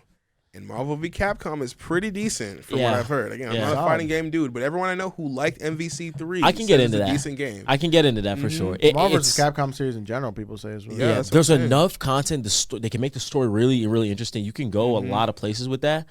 I'll be down for that. I mean, there's really want it enough to be good. to make it happen. Not something that's like, and it's been here for what, over a long decade. I time, mean, it's been here for a while. It isn't something that's just fresh off 2 seasons of adaptation and. We're trying to make some shake. Like, no. But my thing is, like, even the My Hero game could have been great. There's enough. We're 6 seasons in now, right? The manga is what, dang near almost done. Yeah. So, like, there's no excuse. I feel like it's a inherited- superhero game. It's mostly superhero in the anime. mechanics, I feel. Because, like, most of the time it's like, this isn't really fun to play in a Yeah. way. Like, so it's like, Yeah. But because, I mean, it doesn't matter if it's line content. Like, the DB Fighters game was like, it was, the story was. snappy. The The story was bad, but like story the was bad. gameplay, The gameplay was good though. Really And, like good. it had places we've seen before, characters we've seen before, but like gameplay was good. So I feel like that's just where it was rooted in. And that's what made it really engaging, right? Because Yeah. it wasn't even just, I'm enjoying this because this is the novelty of me, like, being Goku punching someone. It was, I'm enjoying this because, like, as I'm getting good at this fighting game, I'm seeing my characters do cool things, and I already like these characters. You know what I'm saying? It's like, when you pull off a level 3 super with Goku on anyone, the wave of dopamine that hits you is different. When you land a good combo and you finish it up with, okay, let's use this move that they did in the anime. It's like when GT Goku does like his level 3 and he does like the dragon I know, fist, and yo. it'll show it like it's the cut. Boy, It's a good yes. cutscene, but it isn't like just copy and paste from the anime. Like just how like JJK, if you see some of him, It very much it's is like a it's very much like a retake of like the anime. yes, Exactly. exactly. I like the one where I think Bardock has like a dramatic finish against Frieza. Yeah, where he actually gets the kill Frieza. exactly. Stuff like that is like Stuff like that is awesome. Connected And to the Frieza lore, has a like- dramatic finish against Bardock where he kills Bardock. But, like, Exactly. it's basically just a thing where he's just killing Bardock and not all the Saiyans. So yeah. um, Stuff like that, like it's pretty just awesome. super dope, like attention to detail, but in the right ways. Like I would love to see more of that. That's But, what I'm saying, you know? yeah. yeah. Moving forward, I guess we talked about a Switch game in a way in terms of Xenoverse 2, but so Nintendo recently released their financials. Oh, for real? Yeah. And Didn't see so the Nintendo Switch is now the best-selling console of all time in Japan. Ooh, at yeah. 32 That was million bound to units. surprising. happen. Not That- surprising. That was bound to happen. And it yeah. is currently at 137 million units. Yeah. Worldwide, which is crazy to think about because the Wii U sold a 13th of that. So, in We were eating Yeah. scraps. like 5 years, we're now on year 7 of the Switch. The lady. My in the train. question is, my question overall is, do we think the Switch has a chance to dethrone the PS2? It does. I think so. I think the Do you library. think- okay, I guess a better way to phrase that would be, do you think it will? Honestly, I don't know about that. Now, okay, I'll let you go. I guess my question is: one, are we gonna count? It's 18 Are we million units away. gonna count Switch 2 sales in the Switch sales? No. Because if we're not counting that, I still think 18 million units away at this point. It's gonna beat 18 million units eventually. Eventually, I think it it will sell eventually. 18 million units this year. with some price cuts and stuff like that. Okay, there you go. Because if they do drop that new Switch, that Switch 2 at the end of this year, and they say, your $300 regular Switch, like give it $2. When a console comes out, I feel like when a new one, a successor to it comes out, the old console doesn't stop selling. You know? Yeah, that is true. Yeah, I you're think right. there were PS2s being sold all the way to like 2008. And I really feel like Nintendo's rollout plan is probably going to be like a new 3DS kind of a thing, where they're probably not going to stop making games for the OG Switch, but you'll have games that can only run in the Switch too. You know what I'm saying? I think Nintendo president said that I'm blanking on his name. Apologies. Yeah, I don't even know who the current president is. Nintendo's president said that the Switch is going to be. Oh, he's he has to. Kyle asked if it was Bowser. That's the guy from Nintendo of America. Doug Bowser's Nintendo of America. Yeah, that's Nintendo of America. What a great name. Yeah, it's kind of wild. But so he said that the Switch is going to be the main business in 2024, which I think is fair. The Switch continues to sell. It continues to. It continues to just fly off shelves out. Nintendo really trying. Shintaro Furukawa. That's the current president of Nintendo right now. I say he's the sixth president of Nintendo. Interesting. He's done a solid job, at least in my opinion. I just don't have anything to complain about. Especially because he took the reins after Iwata passed. No, after the dude who was the mediary between him and Iwata. Okay, I got you. He was the older guy. And then eventually he was like, "I'm just an interim until they found." Got you. So he did a good job maneuvering Nintendo through the latter half of the Switch era. At least I think so. So I think a really cool thing about the Switch getting up to 137 million units is the fact that the fact that it did it after a lot of people were still skeptical, especially after the Wii U. And it did it especially after a slow start, I'd say, because them games in the beginning, Breath of the Wild, Wild is up to 30 million copies, and we'll talk a little bit about the best-selling Switch games later. But Breath of the Wild is up to 30 million copies, and I feel like some people saw signs of a drought at the beginning, and they got a little scared. Yeah. I don't blame them. And of course, going back now, there were so many different, talks of. I remember when the Nintendo NX was an actual name that people were using all the time. That was a fire code name, though. It was a fire code. Was it NX? Yeah. It was like N Cross and stuff. Like, exactly. I think some people called it the Cross before it was like called NX. But with that though, I feel like the Switch surpassed expectations, but not just surpassed expectations, it's greatly surpassed expectations. Because not only do people think that if the Switch succeeds, it will be a mild success for Nintendo. People are still burnt on the Wii U, but for it to be in striking distance of the best-selling console of all time, that is true. Is it's wild. That's pretty honestly big. Insane. I think you have a point there. I think it's number 3, number 2 if we don't count the DS. At this point, you probably can go library for library, low key. If not one-on-one, I think it'll be close. With the PS2, similar. I think the Switch. That was actually a question I was gonna introduce. That is wild. So we don't script these, by the way. As I said, we don't script these. We don't script these, but otherwise I wouldn't be drinking so much water. Like, come on. A cool question I want to ask is, do we think the Switch has the greatest library in Nintendo console history? In Nintendo console history? Nintendo console history? It's. I might have to.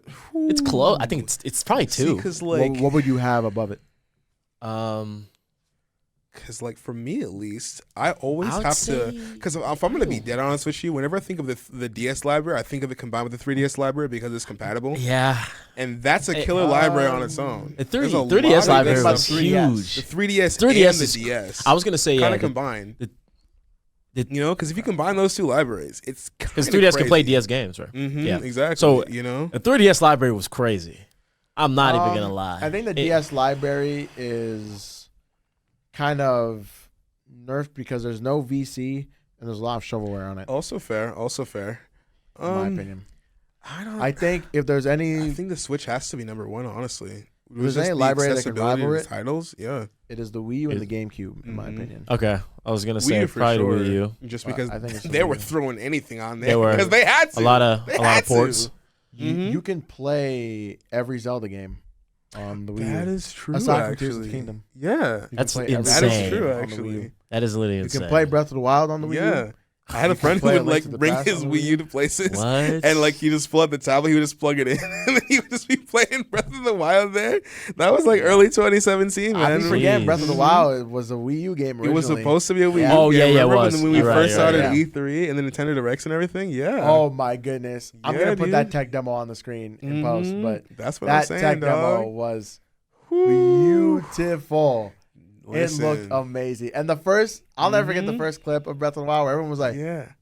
"Is that What? Link?" Yeah. Yeah, That's nah. when he jumps out. Feminine. And like, I was- Whew. And then when Yeah. Numa was like, "Let me show you what we've been cooking," I was like, That- "Okay." Yeah, nah. Followed by Yeah. the, "Hey, we don't have any Breath of the Wild news." Aside from the fact it's getting delayed. It's like, okay. Hey, but we got the but game then the though. one time- We got the game though. We haven't gotten that with Metroid yet, but sometime soon, please. There was the one time during E3 though where he was playing it with Miyamoto and he was like, "Oh, don't worry, the game exists." It's like, "Yep, here's the demo of the game," and it's like, "Okay, it's still looking good." You know, it's like map was like looking like it's so crazy looking at the final product of the game Yeah, and looking at that dude. tech demo because I was like, "Wow, it looks pretty different." Like, Yeah. it looks pretty different. They really fleshed it out. But yeah, in terms of libraries, I think the Wii U is just like, Yeah. you know, He's up there. I think the Switch, I mean, it has the benefit of having actual third-party support, which might place it over it. It has a lot of Wii U games ported to it already. Yeah. And I guess in a way, speaking of Switch games, in terms of what people have like actually been playing, we have Mario Kart 8 at number 1 already. Yeah, that's which is I Makes don't kind of think crazy. that's always good. Mario Kart Makes 8 sense. has sold 60 million units.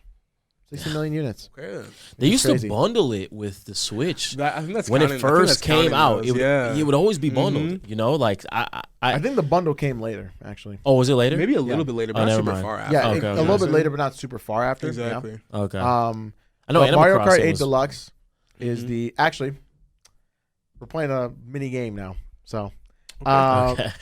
Mario Kart 8 is number 1. What do you guys think is the number 2 best-selling Breath of the Switch Wild. game? Either Breath of the Wild or Breath of the Animal Wild. Crossing. Or Animal something like Crossing, that, yeah. You know? It was Animal Sam got it Crossing. right. It's Animal Crossing. Because like during the Yeah. pandemic, yikes. Animal Crossing sits at You- 44 million units. You could So, not have been Yeah. a woman on the internet and not been playing Dang, Animal bro. Crossing. But it's so funny how like that got so many people into the Switch. I'm though. really Like, happy about that. Between know. Animal Crossing and then they started playing Stardew Valley. Yeah. Let's get it, baby. Cozy Games It's- started booming. Oh, facts. Yeah. Is the third one Breath of the Wild though? Ooh, yikes! If it's not Breath of the Wild, I'm waiting for Mario Sam's guess. Odyssey. Oh, yeah, you're right. Mario. It Mario has to Odyssey? be Mario Odyssey. Nope. It's Smash Ultimate. Oh, yeah. I'm You're stupid. right. Smash Ultimate Yeah. continues to be a big seller. That's It got its own true. Switch bundle. Yeah. Oh yeah. Mm-hmm. I think it got. Damn, that's a It W might have Switch gotten an bundle. original Switch bundle. Yeah, because and it an had the OLED prints on it Switch and everything bundle? too. Yeah. Yeah. And then I'm It looked guessing good, I'm guessing too. the one after that is probably Mario Odyssey. I'm gonna go Mario Odyssey. It's got to be Mario Odyssey. Dang, you should have stuck to your guns. It's It was Breath of the Wild? Yep. Dang. Breath of That's the Wild 4? and Smash Ultimate are separated by like 0.2 million, I think. That's wild. So- Wow. which is kind of crazy to think about. It's like only a few Um, locals. I know. What do you guys think is number 5? I feel like it's either what else am I gonna say besides Mario Odyssey? Because that's what I'm thinking of right now. Like, Say. dang, I'm trying to think of like other first parties. You know what? Just to be weird, Luigi's Mansion 3. It's not that. I don't think it's that. Wow. Oh, ye of little it's- faith in the year of let Luigi. me The think. year of Luigi never ended, Kelechi. It I- never it ended. was good. I just want to know the year of Luigi was one of Nintendo's worst financial years ever. It's because they need to make more Luigi games. We only got the one, bro. That's funny. Some year of Luigi. Ay, ay, ay. Uh-uh. Wow. So Zelda's 4. Metroid Dread Loki? Ugh. Dread. But then we're thinking lifetime sales, though. Yeah. Ugh. Let you It's- to put his name. I'll just say Yeah. Odyssey. You're right. It's Odyssey. Oh, it's Ooh, Odyssey. I was okay. about to say. It's Odyssey. Dang. What's number 6? Number 6? Odyssey is at 27 million units, by the way. 27. Shoot. Ew. Yeah. Because I'm trying to. What first party games have we not mentioned at this point? I know. Dang. Uh, Maybe a Fire Emblem? Is the install base that big for Fire Emblem though? I don't know. Because we said Mario Party. I mean, maybe Mario Party. I guess. Oh yeah, Mario. Party? It might not be Mario 6, Party? but it's got to be top 10 though.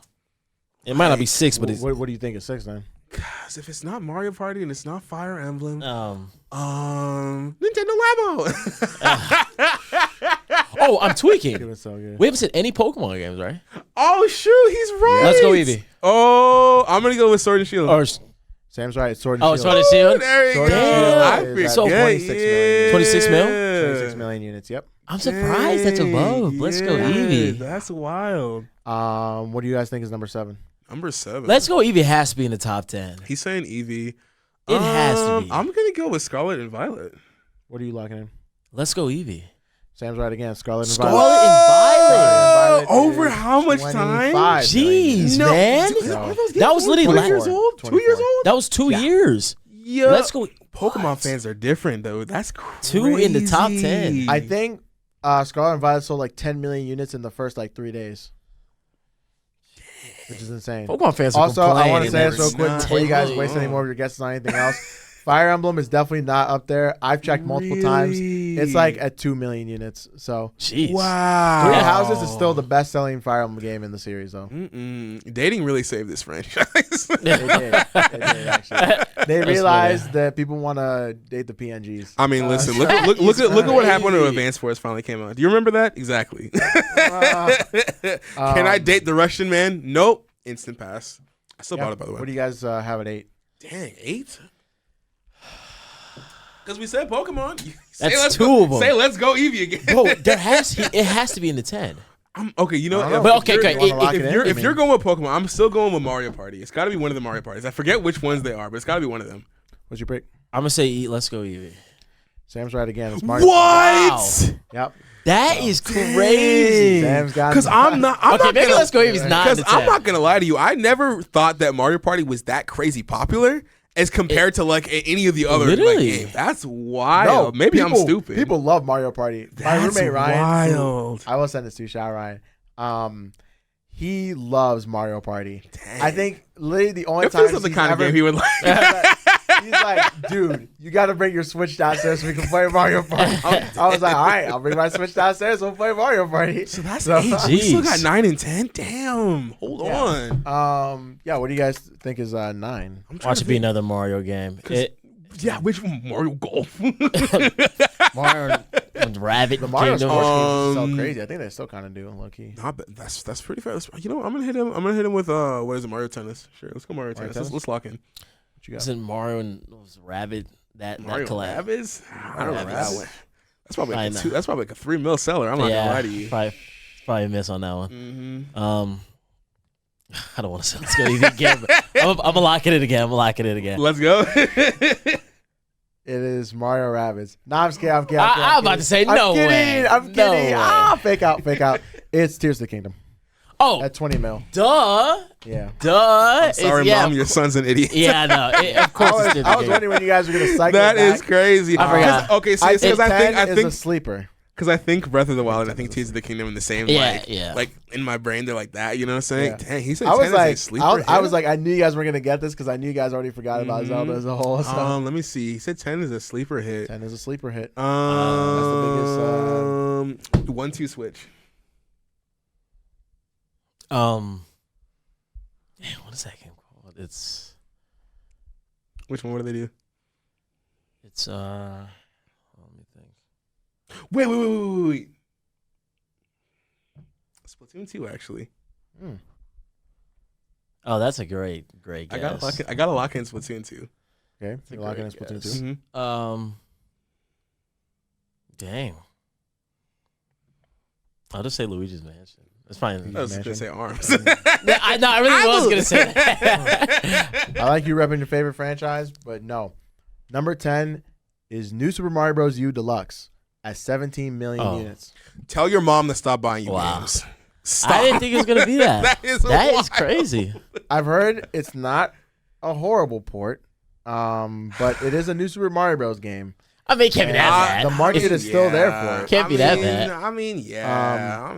To answer some of the common ones we got, Let's Go Pikachu and Eevee sat around 15 million. No one said it, but Wonder's around like 12 million. Okay, gotcha. 12 mil. I'm not sure what Wow. Splatoon 2's numbers are. Yeah. But I already mentioned Fire Emblem Three Houses is around 3 million. I think Luigi's Mansion 3 is in that top 20 though. Okay, gotcha. Dang. And yeah, Super Mario RPG has already sold more than the original game. So Yeah, that makes sense. that's Bro, Thousand Year cool. Door is gonna do numbers. Yeah. Thousand Year Luigi's Door is Mansion gonna do 3 numbers sold for real. 14 mil.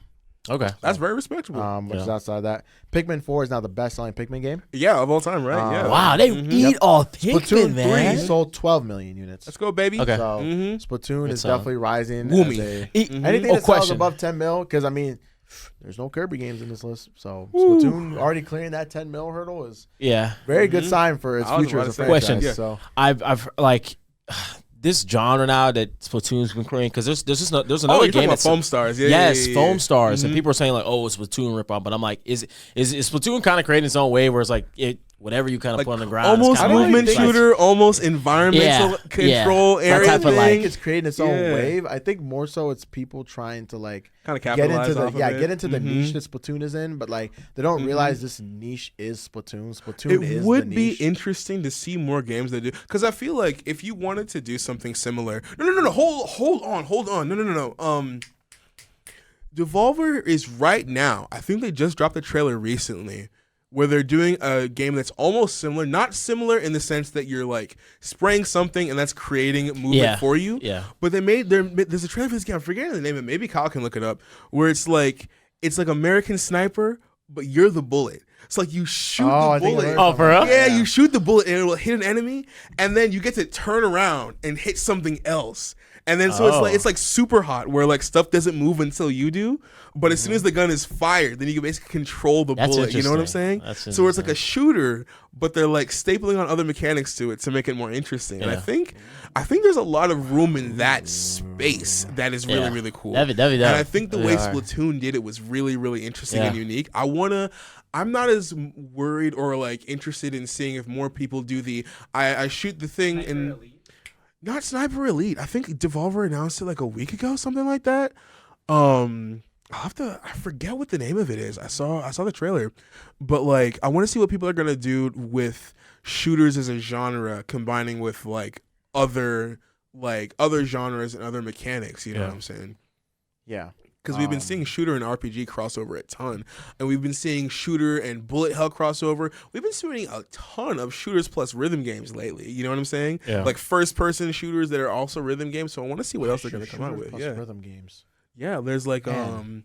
That sounds so familiar. What there's that? That's I basically- think the game is called what, BPM, something like that. I know it's on Steam. Oh, and there's like another sorry, I confused one. it with action plus rhythm game. Mm-hmm. So you're my thinking Hi-Fi Hi-Fi Rush, Rush. Hi-Fi Rush. I was gonna say, we just vibe, like, That's so, what. Yeah. That's what I was thinking of. But yeah. Speaking of, we talked about selling units, history behind, some of the most popular consoles of all time. I want to bring this, conversation to this because, in this gen, we saw a lot of not just general love for gaming, but like a lot of titles that kind of like define, some of these franchises that we see. Like we saw like, a lot of great RPGs from this genre, a lot of great, racing games from this genre. Was the sixth generation kind of the peak of gaming? Who you say? I mean, gaming is dead. So I mean, first off, Facts. Facts. I don't even know why we're doing this podcast, man. Peak of gaming. Sixth generation is what, the 360 era? I feel like the sixth generation was the PS2, GameCube, and Xbox. Which I feel like there's a difference between saying something is dead now or saying they're like, oh yeah, I mean, that's the best I got, and like we've come close, but it hasn't really gotten to that point. You know what I mean? I think we have to get a little bit more granular in how we want to define peak. Yeah, like what here, do you mean know? peak? As in like exciting things that were so different and like Kind of like the overall stuff. Like I know people say aura and it's kind of lost its meaning because so many people say it. But like, it's like, That's just another way of saying like I'm not the- 13 anymore. yeah. The games, overall the systems that people played on, like the gaming conversation, gaming discussion, gaming discourse, stuff like that. Where, was gaming as an industry, was it its healthiest in the sixth generation? And gaming as like a hobby, was it its healthiest in the sixth generation? Which is a very holistic question. I'll be honest. I know. Yeah. But like, do we think that maybe there's some merit to being like, the PS2 was honestly the best console Sony released, or something, or anything like that. Like, because I mean, there are people who, because I watched this one video, there's this dude who genuinely believes the GameCube was like the best console Nintendo's released still, and I'm like, ugh. I mean, Wow. that's very wrong. That's like not even a little wrong. That's like, crazy. It's like a lot of wrong. What's the stance though? Like, why? Yeah. I mean, think what you want. Think what you want, but still, that's very wrong. Yeah, I personally disagree. I miss the 6th generation a lot because obviously, maybe the people who are more in tune with the gaming industry, because I mean, I wasn't a pseudo gaming journalist when I was 8. You know what I'm saying? But like at the same time, though, I felt like there was always stuff to play. I feel like I didn't run into games that I thought were bad. As a kid. Okay, I mean, so as a kid, you have a lot of leeway. Obviously, like I don't think I've ever heard a kid be like, "Oh, this game is so bad because blah blah blah blah, 2 out of 10." So I've never heard a kid really say that, but like, I feel like there was a lot of good going on. Like sometimes I look back and I'm like, yeah, kind of miss some of that. This is what I'll say for sure. I think the community has evolved, right? So we look back at like the PS2 360. When you say that like it's healthiest, I will say there's a lot less casual gamers back then. I think like that weren't as it wasn't as developed as a hobby at that point. And it wasn't as toxic as it is now. In terms of, I don't want to make it seem like gaming community is like because it was insane. a lot smaller in a sense. You know what I'm saying? Right. And like looking back at it, when we were talking about, like you always felt like there's something interesting and dynamic to play. Like I felt as a kid, I didn't have to kind of look, in different avenues. Kind of like different areas. Like, like I want to actually try this game out. Yeah. Like there was always a game that can keep your catch your eye. Yeah, I think Imp Lemon touched on that when he was talking. They were like simple good games, and he used the examples of like ATV racing games and stuff like that, or like car racing games. Like what was it? Was it Burnout and stuff like that? Yeah. You know what I'm saying? Where it's like they weren't stellar or insane. Yeah, they were good. You know what I'm saying? Where it's like, like this is a solid game. I'll pick this up occasionally when I feel like I want to play a racing game. But I feel like I would argue that a lot of that, like I guess, innovation just moved out of the mainstream space. You know what I'm saying? Because it's still there. I think you just have to look for it more. Yeah, exactly. Because since it was so new, again, maybe it's because there's more of a spotlight on gaming now. Maybe it's gotten bigger. It's just bigger stage, man. It's just because gaming is more of a business now. Yeah, literally. It's like an established business model because it's just like streaming and like everything. Yeah. Like it's just it's a job. Because like think about it, right? Like Sega made. It's always been a job. Sega financed stuff like Jet Set Radio because they wanted to attract people to their consoles right now, right? But again, we can look at something like the PS5. We got Demon Souls, y'all. They knew we was gonna be buying that console, so they said, sure, we'll do a Demon Souls remaster. Shout out to From Software fans, you guys love that. That's great. I'm not buying that. I'm not interested, and most people aren't doing that. Yeah. But I think that kind of I have a copy of Demon Souls, but I haven't touched it. Yeah, I think that kind of goes back into that idea of system sellers. Where like early on in the industry, people were just like, you know what, we got to make something that's gonna make people buy this. Yeah, that's why Halo was made. Call of Duty was going crazy back in the day. Stuff where it was just like, you're buying this so that way you're getting this console so you can play this game. But it's like, outside of Nintendo, because they're kind of their own thing. Outside of Nintendo, it feels like when it comes to mainstream gaming, as semi-amorphous as that term is, it's like almost doesn't really matter which console I pick up at this point. And they're not really doing a lot to like, again, Sony's doing barely more than Microsoft. Microsoft is doing nothing. Sony is doing as much nothing as it can get away with. But it's just like Sony's like the moment someone's getting close to being like, "Hey, Sony hasn't really done." Exactly. Spider-Man 2. It's Spider-Man 2, Uncharted collection. Didn't you want Last of Us 2 remastered? You wanted it, right? We got you. You know. It's like that forgetful stepdad who's like, it was your birthday yesterday, dude. I'll take you to the park, kid. Come on. Did you watch? Did we watch Train to Busan together? No. No, we didn't. Oh, we haven't, because like there's this one scene where like it's like really early. I just remember that was that one movie that people were like mad because they couldn't read subtitles. I think I think it's Parasite actually, but Train to Busan there's like a scene really early on in the film, like in the first like 20 minutes, where like one of the main characters, like a dad who has like a really young daughter, and he's kind of there but he's not. He's like separated with his wife and everything. And he's like a business guy, and so he like shows up to his daughter's, like he knows it's his daughter's birthday. He tells his his assistant at his work to be like, yo, just get whatever game console the kids like these days, and he brings home like a Wii, like either a Wii or like a Wii U, and he's like, oh, I got this for your birthday. And she just looks to the corner of the room, and there's that exact same Wii or Wii U from the previous year sitting right there in the box. And it's like, oh, it's literally just like that. Or it's just like, yeah, I heard Sony, you I already played The Last of Us Part 2. Literally. Well, I'm getting to you again. It's just like, dog, like I want to see more. I want to see these bigger companies do more things to drive me to the console. Because again, we were talking about stuff like I picked up my Switch because I was like, I'm gonna get Splatoon 2 and I'm gonna get Breath of the Wild. Yeah, and then when Mario Odyssey came out, I was like, I'm gonna play this game. You know what I'm saying? But it's like when I picked up my like PS5. Most of that was because I wanted to be in the ecosystem and play games on the PS5. Yeah. And because Spider-Man 2 was on it, and that wasn't exclusive at the time. Yeah. But it's just like... To be fair, though, I thought the PS5 was going to pop like the PS4 in terms of library. It popped like the PS4. In terms of sales, it didn't really pop in terms of library. That's the thing. Yeah. Like, what do we got out here? What's making this... And I feel like... I don't know. Do you guys feel like this is one of the consequences of us moving to games as a service, or even thinking about like platforms as a service, where it's like it's less about let me attract you into this ecosystem because of what we have, and more of let me attract you into this ecosystem because it has everything else you already like. Yeah, exactly. Subscription, you know what I'm saying? Like, you know, you can come over here, like, you know, play what we got, but like, you know, if you feel you're done with it, it's like, all right, man, we're locking these away from you. Yeah, that's the thing. You know that's the thing, right? You know? As opposed to like someone being like, all right, we're going to go hard in the paint. We want you to purchase this console. Once you purchase it, like, this is yours. You know what I'm saying? Like, you know, this your Wii U. We want you to have like your PS4, like stuff like that. But like now it's like, oh, like, I mean, you know, you get that PS5, you know, get PS Plus, so you'll be straight. No, like, literally, like, you know, get the Xbox, get Game Pass, you'll be straight. You know what I'm saying? Like, I gotta pay extra bread, and it's like, oh, okay, you know, now a couple games are free. Don't get me wrong, God of War being free, dope, cool. Like when you get the PS Plus, like stuff like that is that essential thing they did was really nice. No, it was for the PS5. Yeah, like, hey, here are the classics from last gen. Yeah. If you didn't get a PS4, you can catch up. I was like, ooh. Yeah. But like, going Sony, okay. There were cool games on there. But since when in gaming history did we have to rely on classics from the previous generation to carry us, though? Yeah. Yeah, I mean that's what's crazy to me. You shouldn't be carrying the OGs. You know what I'm saying? That's what I'm saying. Because like, think about a nice bonus on there. Because think about that that jump between when we were going to the Xbox 360, PS3, Wii generation. Like they were all about the backwards compat for a good chunk of them, but they were making new things. They said this is the reason to get this console. You know what I'm saying? Talking about the fact backwards compatibility as a concept is like dying.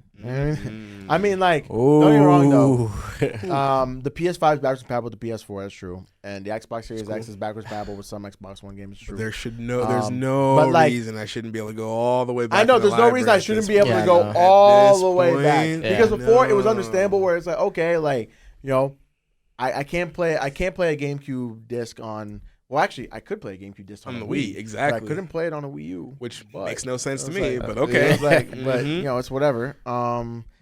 But I just don't get why I can't go all the way back, especially now with like emulation being like exactly, and even especially with since how accessible emulation is for it right now. You know what I'm saying? I'm having a blast too when companies are having a ball.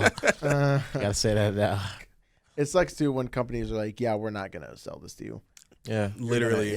Like, I mean, look at Pokemon fans, bro. Like, it's like, dog. Like, do you know how much money you could be making, like, basically for free? Game Freak could re-release Pokemon Black 2 and White 2 on the eShop today. Literally, and I'm pulling out my credit card. 100%. Today. I'm not gonna lie to you. They can release it today, and they would get at least that 12 mil. They would get there immediately. They would double it. I ain't gonna lie. Exactly. In a couple of days, they'll double it. And I'm not saying just release it passively and be like, well, nobody bought it because you didn't tell them about it. If you literally just said, hey guys, promotion on the eShop, buy, and then like just because like think about it, right? Sega and Capcom are all about their bundles for old games. If Game Freak did that once, like one no time, one cares about Capcom old one games. time. So, like, don't you want to play some arcade games that you've never heard about? That were only released in Japan. Shut up! No one cares. What's wrong with you? But dude, all you need is this. Hey, here's I like can play Pokemon here's Pinball. the gold silver collection. It comes with gold and silver PC. and hard gold, soul silver. Boom, Literally. boom, or even just 2 in a generation. Just that Yeah. much. I'm curious One how much cards? Red and Blue sold when it was on the virtual console on the 3DS. I'm That's curious. real. That's real, Guys, honestly. I know a lot of people who got it. Man. That's what I'm A lot of saying, people who man. did. Like, I feel like game companies just need to like appreciate their platforms as a product, but they're appreciating them as a service. And I feel like that's where we're seeing the disconnect between consumers and like the companies right now. Because it's just like, yeah, I mean, if the rumors are true and Xbox goes to just being a platform, or like it's just like it's just gone, and they're just like, I guess we'll just have Game Pass be a thing you can get anywhere. That's kind of insane. Like, don't get me wrong, it is really funny that they're just good if they're just gone. It's gonna be really funny to boot up the PS5 and download man. Halo. That's gonna be hilarious. I'm not going to stop laughing about that, but that's also kind of really sad. That just sounds is. wrong, honestly. It does. I was like, it sounds Dude, wrong. it's like have It you sounds seen wrong. those like It's- edits where someone will be like playing like Bloodborne, but they'll have like the Doomslayer hand, and they'll have like the Overwatch thing in the like in the yeah, bottom. they'll be in a Super Mario 64. Exactly. Yeah, yeah, or those over- mishmash and stuff. It's like, dog. Yeah, I don't Yeah. know. By the time I boot up the Sony console and play as Master Chief, yikes, that's gonna be weird. But at the same time, I'm sorry, man. Y'all Xbox fans, I'm gonna look in the camera. Y'all lost. Y'all Like, lost, What? man. they're- I gotta they're pack not it up. eating. I gotta sell it, Come man. over to Sony, I guess, I don't even Yeah. recommend that. or man. Nintendo. Probably just Go get Nintendo, yourself I a ain't gonna PC, lie. man. It's still Microsoft, man. You can keep the loyalties. You know what I'm saying? It's still Microsoft, yo. Hop on, get Windows. I mean, or Linux. You know. Yeah, you know, if you want to be downloading your Debians, but it's just like, man, I really want to know if Sony's gonna if they're gonna see this and try to like jump up more into hardware. It's about to get treacherous out here, man. Sony's about really to. If you thought they didn't care right now, they gonna stop caring. Their comp just decreased. Yeah, they're the best. Really? Trust me, Yeah, it's Sony over. is not losing sleep over Nintendo. Nintendo's not losing Yeah, sleep over no. Sony. Exactly. They're gonna be like, "Hey, I'm in my own lane. You're in yours. Cool. Yeah. Cool. I just saw a video about that too. That's so funny. It's so crazy how Don Matrick killed the Xbox brand. Killed it. Single-handedly. It's crazy. It all looped all the way back to our first talking point. Don Matrick killed the Xbox brand. And that's By saying- crazy too, We have a device for people who want to play offline. It's called the 360. man. It's so crazy. You They could never recovered from that, man. That's a generational FOMO. I ain't gonna lie. That might be That's a division of a company being destroyed. Fumble. But yeah. Like think about your kids saying, "Dad, did you ever play on the Xbox back in the day?" Think about that. back in the days. Wild. That's so crazy. Back in the days. My kids gonna look at me the same way I look at old people with Ataris, man. Literally. Yeah. That's crazy. They're That's gonna be like, "How was like when wild. the Xbox was around?" I was like, "Man, I don't want to talk about it, man." And the worst part is, too, these consoles aren't going to keep their value on the thing they have on I it, know, bro. literally. Door Bro, stops. I sold mine a few years after. I told you at GameStop, worst it part- literally was like $80. The worst part too is that like, You can't even buy a don't pair of even Air think Forces Xbox- for that. Like, well, I mean, man, Air Force is like 90, right? no, not they raised the price. It's like 130 right I was now. gonna say they 130 or something. Yeah, man. Yikes. If you I want got some cool ones, they're gonna be 180. I was about Yeah. to say, because I got my OGs for like 90. I did too. Yeah, Like, that is crazy. I think I got it in the woman's size, so they're like, Oh, I got you. I Yeah, got you. I Cheat kinda codes right there. I love my jeans women's. So that's yeah, I'm funny. capping. I just want you know. But For posterity. Yikes. but it's crazy though, because I mean, you know, the Xbox is not it's not bad hardware. It's just Yeah. How much do you think you'd get for that right now if you sold it? probably like 170. 3 maybe. McChickens. I'd lose money. You know? Maybe. How much you paid? You paid 300? No, I paid 200. 200 for it. You said 170? At No. GameStop? Not a GameStop. Not at GameStop. I mean, Not even at- not I was even talking about trading exchange. it at On GameStop. Yes, traded in. Marketplace? Yeah, like Yeah. maybe 120. Ooh, You're out of your mind. They're gonna give you $60 and 60 a firm handshake. flat. He said if you got the In all- cords, in all it'd be extra $5. In all seriousness, I don't think I'm getting that though, because like it's in great condition. And Stop. it's the Xbox. Don't make me everyone- Google this right now. No, I was about to say, hold on, mine was in great condition. I had 2 controllers. Mine was in great condition. I had games with it. It is really And I got wild 80 how that will bucks. short you the controllers when controllers are like $50 these days. Literally. That's crazy to me, bro. Yeah. Man. So, looking at the Xbox One S trade-in, Yeah, let's see. I was grossly wrong. Yeah. Oh, wait, no. I was still wrong, yeah. It's $93 in store credit, $65 in cash for the That full is value. wild. Yeah, that's The regular Come on value is now. $85 in store credit with $59 in cash. No, You're getting a third, not You're even a telling third me that of I your could money. go into GameStop and buy Ghost of Tsushima new for more than they would give you for trading in a whole console. You're getting a fourth of your cash back. Crazy. And this is fresh. Dog. I mean, that should tell you something. If I traded my how the mighty have fallen. if I That's traded my wild. PS5 in now, I probably get 150, 200. 150, probably 150. Maybe. PS5? Yeah. I say so. It's been a couple Is GameStop going to die? GameStop. Oh, Man. they might survive off being the one retail store to like dedicate, like is solely Yeah. dedicated to selling games. As long It's as very they don't, known. as long as they don't completely mess up, they might be fine. I think the stock thing might have saved them low key. A little bit, but as far Like, as I mean, like it it might have bought them some time, I guess, Mhm. in a way. So, I had a friend who was just like who knows? Maybe one more wrong decision and they would have collapsed after Yeah. that if it wasn't for it. I had a friend who she was like, they should just like make it into like a gaming cafe or something like that. You know what I'm saying? Or even just like make it a space where people can like play retro games. I'm sorry, you know? man. The worst people that's go a to different- GameStop, man. I mean, That'd be a different vibe. any establishment that's about gaming in general, the worst people be going. All right, hold on. Story time. So, Kelechi already knows this because I think he experienced something similar. But Yeah, I was, this was when Pokemon Legends Arceus came out, right? for real. And I was going to pick up my copy launch day, right? Mhm. And I walk in, there's a line, there's a line. Mhm. It's a little Yeah. bit out the door, but like they're getting people in and Mhm. out. You know what I'm saying? And my stuff pre-ordered, so I know they're gonna grab mine, easy scoop. And I think a lot of Exactly. people out there's pre-ordered. But I step in, it smelled so. Man. I was Yeah. like, dude. The worst part too is that like I had class. It was like around like 9:30. Oh my 9:40, gosh. Right? Mm-mm. I was Yeah. like, I know some of y'all didn't just roll out of bed and go grab. No, the they game, literally you did, know what I'm though. saying? Yeah. And The showers I'm are like, guys, showers are rarer than a Mewtwo. It's a out scarcity, God, man. Mhm. It was the same it thing. takes 15 minutes to shower, bro. Max. Like, bruh. max. Max. I think Max. when I went to go max. pick up So- BDSP, right? Yeah. And it was the same thing. Like I saw people in pajamas, whatever. Like I was like, okay, cool, bro. It was bad, man. It wasn't as bad as like when I went to we go gotta get talk pick about up. gamer hygiene on a different. Yeah, I know. We gonna be here all night. I mean, even with Spider-Man 2, it wasn't terrible because it wasn't that bad. I went Yeah. right at 12. Right at 12. It was still Like you were at noon. Or no, midnight? at midnight. Yeah. Midnight. Whenever Some of y'all are not showering before you go to bed. it What's was going on? I just don't really understand it. It was like the store was pretty packed, but I was like, okay, cool. I went in and out, but that is insane to me. Like I would think that like stigma would be, it's just kind of funny little meme. Nope. No, that's real life, Bro, like, anime fans I are feel the like anime fans same thing. Wow.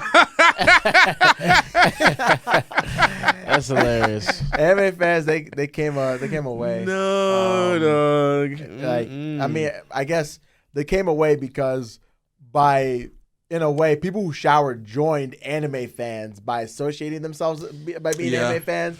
So thus the overall level of showerness went up. Exactly. Those people that didn't shower didn't start showering. Yeah, But the more the, people who finished showering joined the started calling group. themselves anime Exactly. fans, Exactly. which brought up Mhm. the hygiene level in the group. Exactly, and especially female yeah. fans. There's a lot more female fans of anime nowadays than I've seen in a Oh. long time. And maybe that's just because of Yeah. like having not as much exposure to more girls who watch anime. But I remember like even just being out in Lakewood at this one store, Doki Doki, shout out Doki Doki, where they like sell like anime merch. You would see like groups of like teenage girls just pop in and just be like buying JJK merch. And I think that's dope. That is awesome. I was We're seeing seeing anime treat women better in general. Oh, 100%. I was overall, yeah. This isn't an anime podcast, but just wanted Yeah.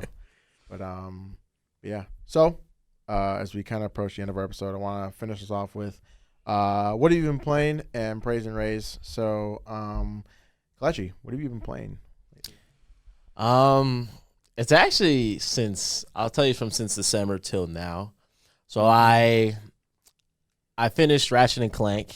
The PS5 one. Yes. Eat the yes. Thule on my side. I feel He like beat the Ratchet movie. and Clank. Yeah. It was actually my first Ratchet and Clank game. Yeah, that I that played. game in looks the- really good on PS5. It was pretty good. Oscar's telling me Looks about like like a Pixar movie. yeah, Literally. It's I mean, funny. there's a lot of cutscenes. So but Ratchet and Clank Future, I took a picture of it on the back of its box art. It said the first game that comes close to looking like a Pixar movie, and I thought that was funny because we've been talking about how so many games are trying to be movies. Literally, And, that's from a PS3 game, but you were that's a saying wild. yeah. No, I mean literally, but I still enjoyed it. It was the traversal in the game was pretty cool, and like Oh, yeah, the the game was switching really smooth, weapons was dope. And I'm like, oh, I can see why people are fans of this and Yeah. been fans of this. So I played that one. That game was dope. Oh my gosh, Final Fantasy 16. Oh yeah, I cannot stress to you Final how Fantasy, good that got game the was. strategy. Mhm. It was great from storytelling to music. And I was like, that was my first Final Fantasy game ever. You know, I've heard Yeah. about Final Fantasy 7. I heard Final Fantasy 10. I've heard the good ones. 2 and 3 people said were cool. I'm going to play 7 later in the year. But like Final Fantasy 16 was one of the best games I've played in a while baby. in terms of storytelling. And I think I cracked in, I was telling Sam, like, yeah, I think it was 35 hours. I think I put in like That's 50. not bad, honestly. I think I put in 50. Like, but like the main, That's solid. with a couple side quests, you know, but like Smart. I it was love pretty that. good. It felt like memorable and everything too. Oh yeah. Oh, okay. You know, the soundtracks were tough. Shout out Joshua. If y'all know, you know. I got a little like I was like, this was a little emotional. I ain't gonna lie. It was So a when good you game. play your RPGs, do you play them in like the English dub or do you play them in the original Japanese? English. Interesting. That's how I I- play my RPGs. Yeah, I mean, I actually don't I really don't know, have. I just don't- I never I have a don't see it preference. that way with I don't have a with preference. Really? Like, it's so weird. I see it differently with anime versus Yeah, because games. Yeah. for me, Yeah, I like. that's I how like. I I'm because like, I guess it's because I'm getting way more dialogue in anime, obviously. Yeah.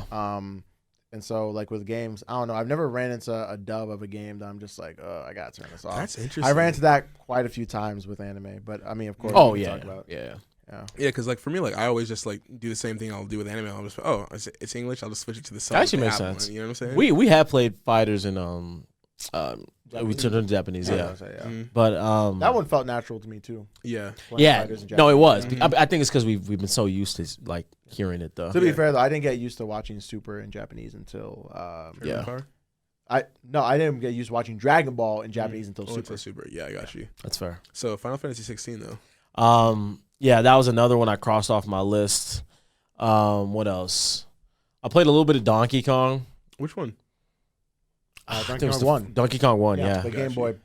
I think I did. I got like half into it, but like okay. I didn't OG finish Donkey it. Kong. Yeah, That's wild. OG Yeah. Donkey Kong. It's wild how they got, because I was watching a Did You Know Gaming on this, and Rare tried their best to like get the physics just right on the port of Wow. PS1 Interesting. too, because I think there's something really cool with the Super Nintendo that they were trying to emulate on the Game Boy. It might Wow. have been. Dang. I think there was a Game Boy Color port of DKC1, and then they ported that to Game Boy Advance and like all that stuff. Okay. Love that. But yeah, and that was also that weird limbo where Rare was like, "Well, can we still make games for Nintendo on handheld? Because like you guys Yeah. don't compete with them there." And they're like, "Oh yeah, you can." Yeah, That's wild. But yeah, for sure. What else? And then this is around the time I got my Steam Deck, so I've been emulating a lot, Yeah. like a lot. He's a real gamer. So I finished. I replayed Hard Gold, Pokemon Hard Gold. I replayed That's up, get some Pokemon Black. replays Mm-hmm. Yeah. yeah. I replayed Sly One. Pokemon guy, yes sir. Yeah, Sly I've Cooper. started- Please play Sly Cooper if you haven't. It's And- great. Vouch for Sly 5, even if you don't know what that is. Vouch for it, please. Yeah, keep going.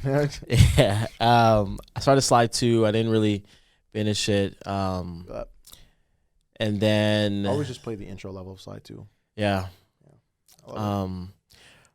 Then I got this other game. It was called it's like League of Legends, kind of like side game, Echo Convergence. Oh, I started playing that. I got you. That's that It Echo was- platformer. That's a Yes. game I'm never gonna play. Yeah. Yeah. keep going. This is it's super niche. If you like League of Legends, if you like the lore, there's a lot of lore in the game.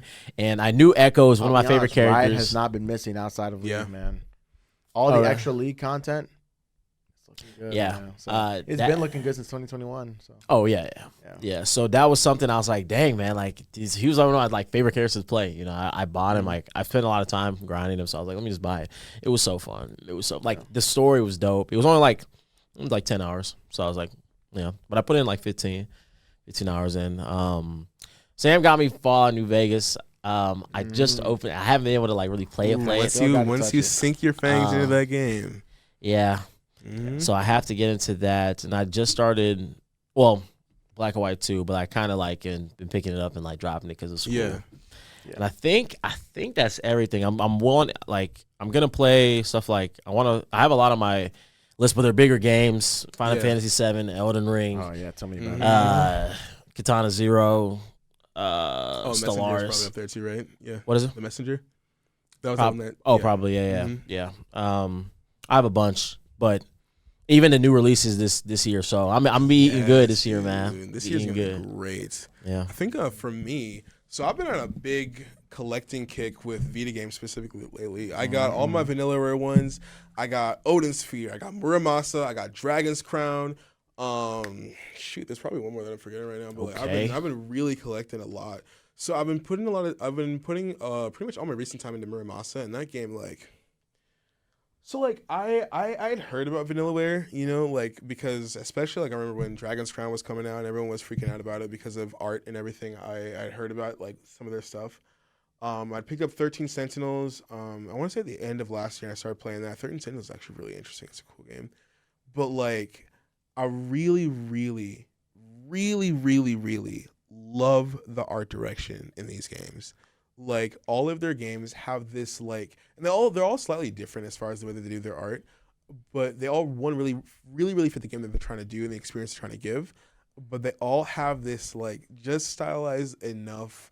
Like I'm not even gonna say graphic novel, but it's like it has this kind of interesting painterly quality to it that I think makes them all really, really unique.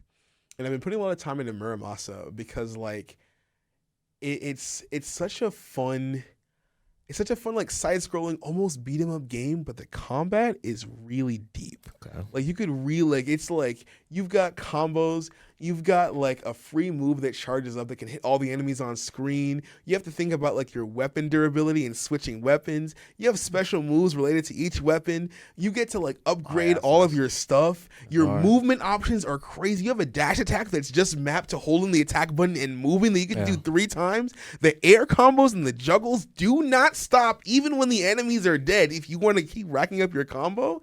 And so you have all of this and just the art is beautiful. The story is just really, really fun. And I love the little touches in it where like the way that you'll like, you know, get health back or even like when you're like not like currently fighting is you'll go to like these like there's like little villages and different stops in between like, you know, your main waypoints as far as the story. And you can sit down at little places and just eat food. Like you can get like soup and like you'll press the button repeatedly to like eat all of the soup and you'll see like the levels of it go down. If you're eating different types of food, you'll just see that go in. It's just like that's cool. I love how it has these peaks of intense action and then you're just kind of chilling. Yeah. And like it doesn't let go of the interaction between either the action or the chilling. It's just like all of this experience is worthwhile. And I really, really love that. So I've been playing a lot of Muramasa. I want to get into Odin Sphere sometime later. It's not this week, at the end of this week, probably next week. And then before I started collecting again, I've been playing a lot of Armored Core and Sifu. Okay. Armored Core. Oh, you're going to put me on to that one, too. I'm playing that. Man. Sifu. Oh, yeah, I was about to say. I got to put that on the list right now. Yes, dude. Yeah. Okay, put on the list. I'm a sucker for games that have mechanics that I really, really enjoy. You know what I'm saying? It's like when things just feel good, it's like when it hits like a specific part of my brain. That's one of the reasons I love Teleoriza. It's one of the reasons I love playing Potionomics. One of the reasons I love playing Slay the Spire. When a game gets a specific mechanic really, really good and it makes it satisfying to do, I'm like, okay, we can sit here for a while. We can dig into this. And I really, really love how, like, with Sifu, it's just like, if you want to get deep into the fighting mechanics of it, you can get deep. And so I'm really just replaying, like, what the first couple stages over because I'm like, I want to get this faster. I want to get this better. And I don't know, maybe it's one of those things because I get anal about stuff like in Monster Hunter 2. Yeah. But I just love that about that game. You know what I'm saying? But Armored Core, though. That game is tough. That game was hard. Ooh, from the look of it to the feel of it to the weight of the mechs to the guns to the missiles. This is everything I've wanted since I was 13 years old in a game, and I just did not realize that it was available to me to have the same feeling I had the first time I booted up Spider-Man PS4. When I was like, oh, when you swing a web for the first time in that game, and every version of you, it's like how Aang would like look over at all the past avatars. When I look over at all the past versions of me, and we go, yes, that feeling is like, yo. So you're telling me I can jump in the air, shoot my missile to this guy, shoot 2 big rockets, move over to the side, reload, and keep doing that? Yeah. Oh man! No, the movement is phenomenal. And especially I'm like, what? I think I'm a little bit at the halfway point now. I fought like 4 or 5, maybe 6 bosses at this point. Whoo, man, that game does not let up, y'all. So Armored Core 6, if you haven't picked it up, even if you've played no FromSoft games, play Armored Core 6. You don't need any background in the series at all. This is the best one to jump into. Please play that game. That game's great. But yeah, what about you, boss? Ooh, all right. So, I've been doing a little backlog project. Yeah, I've been trying to tackle a lot of like, Oscar plays games that I've, how's I say, quality games, exclusive games. Real. I'm tackling every single piece of the plate. But I've been going through and trying to, tackle my backlog. So there's been a lot of games where I'm like, oh, this is good. Let me go back and check that out. So first game I played this year was Hi-Fi Rush. Okay, I still have to play. Speaking of some Xbox stuff, I played it on PC. It was gifted to me by a friend. Shout out to him. So I got it for Christmas, and I was like, I'll play this. And he was like, I think this is just a very you game. Like, you'd very much like this game. And he was right. I very much liked Hi-Fi Rush. It was awesome. It's very like comic booky. It's like experiencing the origins of a comic book superhero. And I think that's like a very good way to describe its vibe. Yeah. And overall, like the way it incorporates being a rhythm game and an action game is super dope, and I love that about it. Another game I played too was Metroid Fusion. Metroid Fusion was also really dope. It was very easy for me to like get accustomed to it. Yeah, it's a GBA game. It was very easy for me to get accustomed to it. Primarily because I already had that great experience. But like I was worried that like because a lot of GBA games, or I guess a lot of older games, they throw you into the action. There's no like really helping you. But Metroid definitely had like a good balance of like, hey, kind of easy. You kind of need to do this, but like also like figure out how to do this, this, and this. Like, if you know how Metroid should like work, go, you know what I'm saying? Like, you'll be fine. I love that. Very much, really like that game too. I did not beat it, but I played a little bit of Bayonetta 1. Bayonetta great 1 game, really, really good in terms of its intro. It just throws you into it immediately with the top. Narration too. Awesome, the narration's great. I love that. The character's awesome. She's so fun. Because I feel like the people who are familiar with who Bayonetta is a character but never played her games, being able to see her in the context of a game is weird. Yes, bro. But being like, oh, okay, I feel it. She's the main character. She's I so badass. Yeah, she's awesome. I'm telling you, yo, that game got me platinum pilled. I played Jack and Daxter, which I was really excited about. This is a game I've been meaning to get to for years. I played Jack and Daxter, and I liked it a lot. It seemed like looking like collectathon-y. Was that? As I say, it was collectathon. It is a collectathon, I feel. And it's really awesome because I feel like I've now come full circle and being like, all right, well, I like Sly. And like I'm told that these are Sly's peers. Let me go over and check these out. Let me hit up the greatest hits. 4 years ago I played Ratchet and Clank for the first time and I loved it enough to at least get ripped apart like the moment it came out. And then now I'm playing Jack and Daxter. I'm really excited to because I have the Jack and Daxter collection on the PS3, so I'm really excited to play Jack 2 and Jack 3 eventually. But I enjoyed it a lot. Moving forward, I also replayed through Pokemon Black. Yes, and a game that I'm really excited to like, I guess mention I'm playing, but also just like, I'm glad that I'm finally getting to it because it's a game I wanted to like develop my opinions on for a while. But I'm playing through Kingdom Hearts. Are you starting from the beginning? Yeah. That's the one you didn't want to say. Dang, okay. People have had a lot of mixed reviews and Well, it's very Kingdom Hearts- interesting Kingdom Hearts is franchise. beloved, Yeah, but it is beloved. its lore is not beloved. Yeah, So, yeah. I think part of that kind of goes to if you like Disney at all. You know what I'm saying? As I say, yeah. Like I just do not care about Disney because Yeah. I didn't really grow up with a lot of Disney stuff. So I'm just like, I feel like the you Disney know. stuff it's there, but like it's very much like, what if this kid got self-inserted into Disney stuff? And it's kind of dope in a way. But like the kid is a part of the universe, so he's not really being self-inserted into it. It's like it's kind of weird. yeah, This kid named Sora? I'm not too. yeah, sorry. I'm not too into it. But I like Sora as a character. I think he's awesome. And the gameplay is really nice in my opinion. I thought it Everyone was gonna says be like the gameplay is really it's gonna solid with be those games. RPG, more RPG style, but it's like But it's a lot more not just action, like- yeah. more action. With I think some people say the elements of it. movement peaks in 2. You know what I'm saying? Yeah, That's what I keep hearing. which I have too, so I'm excited to jump Yeah. into that soon. But Are you playing on the original hardware? yep, original Because PS2. you know baby. it can't run natively on the Switch. You have to get the cloud, you have to get the What a cloud gamer. versions on the Yeah, Switch. But yeah, I am playing it on an original PS2. So, but yeah, that's what I got. So you mentioned a game. You mentioned a game of something in Praise and Raise. Ooh, I did mention praise and raise. Yeah. So we have a segment that we're gonna start doing on the show called Praise and Raise. Basically, if you have somebody or something within the gaming industry that you want to lift up, praise, or you want to tear down, raise. Obviously, not like in a very hostile situation. We're like, rah, rah, rah. Like more so. We're like, going like, to storm the hey, yo, Nintendo offices until they give us Earthbound 4. True. Or it's like not like, not giving it its best. Like, hey, they could have done a little bit better, but like more so like, oh, like, they were on top of their game, recently. My praise is, I guess my praise goes to Kojima. So, he's on top of his game right now. He's collaborating with Jordan Peele, which is kind of crazy. That is true. Oh yeah. And he's like, all right, yeah, here's Death Stranding 2. Also, I might release an espionage game later. I don't know. He just seems like he's on top right now, honestly. Like, he's gained a lot of, like, love from his peers. Like, he's living life. He doesn't seem unhappy. Like, he's making the projects he wants to make. He's doing his thing, honestly. And I feel like, people can also talk about what he's done since leaving Konami or whatever. And, whether or not they think those projects are hits or misses, those are, outside of it. But I don't know. I think I gave it to Kojima off of vibes alone, honestly. But, I just feel like things are going right for him.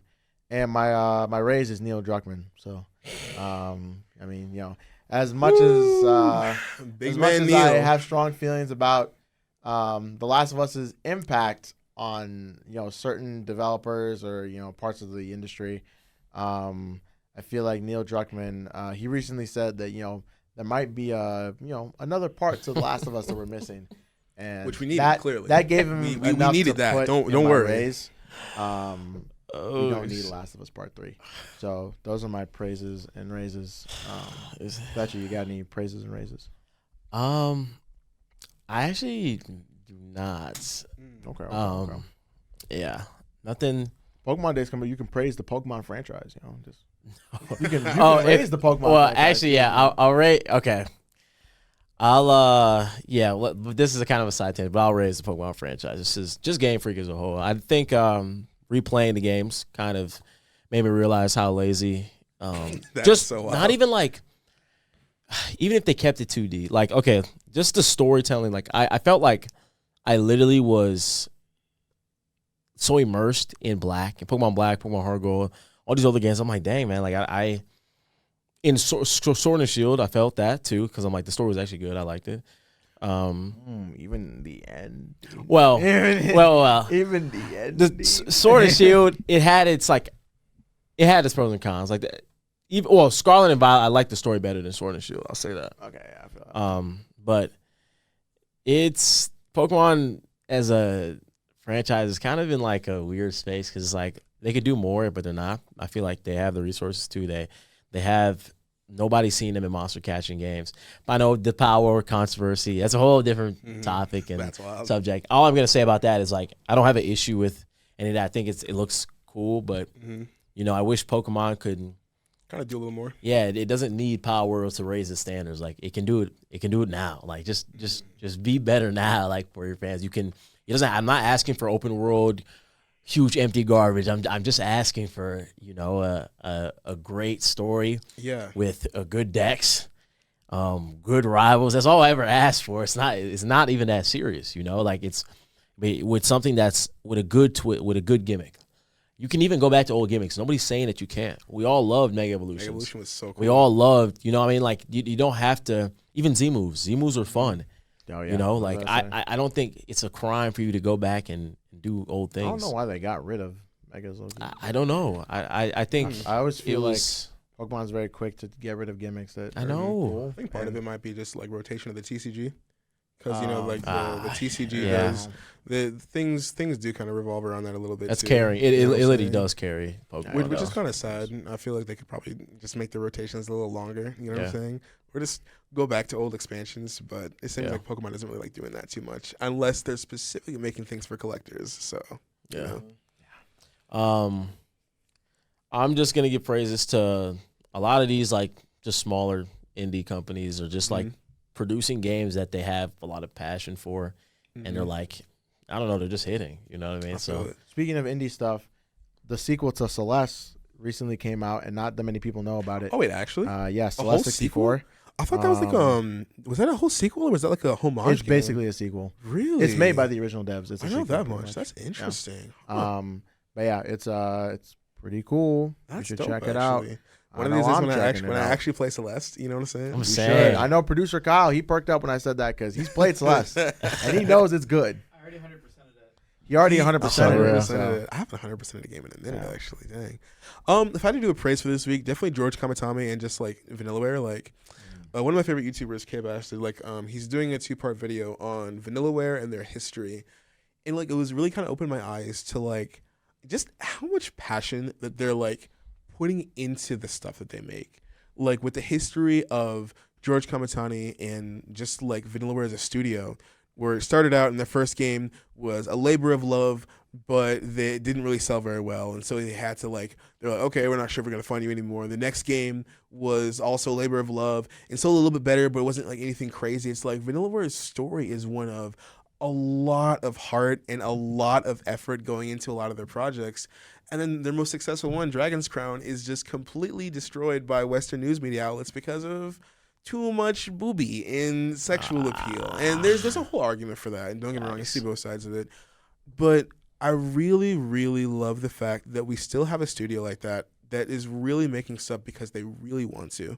Like, I'm really glad that we have stuff like what Nintendo is doing. Like, even just the fact that, like, we can see, like, older heads of stuff in Nintendo stepping down, letting the younger people do stuff. That's how we got Splatoon. That's how we got ARMS, Lord rest its soul. But, like, that's how we got more interesting things out of them. But it's, like, I love the fact. And we're getting what? I think it's next month we're getting Unicorn Overload from Vanillaware. It's going to be their strategy RPG. And it's looking really, really good. I already got a pre-order on Amazon and everything. It's just, like, I love seeing game, like, developers make things that they love, even when the whole like a process of them getting there is a lot of struggle. You know what I'm saying? And I want to see more of that, or at least more people that are willing to take that kind of risk. So that's definitely my praise. Ray's just, I don't know. If I say something I really kind of disliked about, call somebody out now. He said, let's get a little controversial in here. I'm gonna raise Nintendo for no, but for you know real, what? I'm not done bullying them. I'm adding an additional raise. Xbox. No, but for me, I think it still just has to be Ubisoft, just because Ubisoft could be doing so much right now, and it's crazy that they're not. Is this related to the Prince of Persia game? The Prince of Persia game, I think it's people cool. were saying it was, I'm glad that like for what it is, it's good. But I'm like, with the kind of money y'all have and the kind of influence you have, there is no reason you should be making sheer quality after quality, time in and time out. You know what I'm saying? Money talks. It's wild. It is really crazy to me. It's like they make one hit every like 4 minutes. Because it's so funny because what was the last Ubisoft hit and before Prince of Persia. Exactly, because it's like. He said, "Don't ask those questions, bro."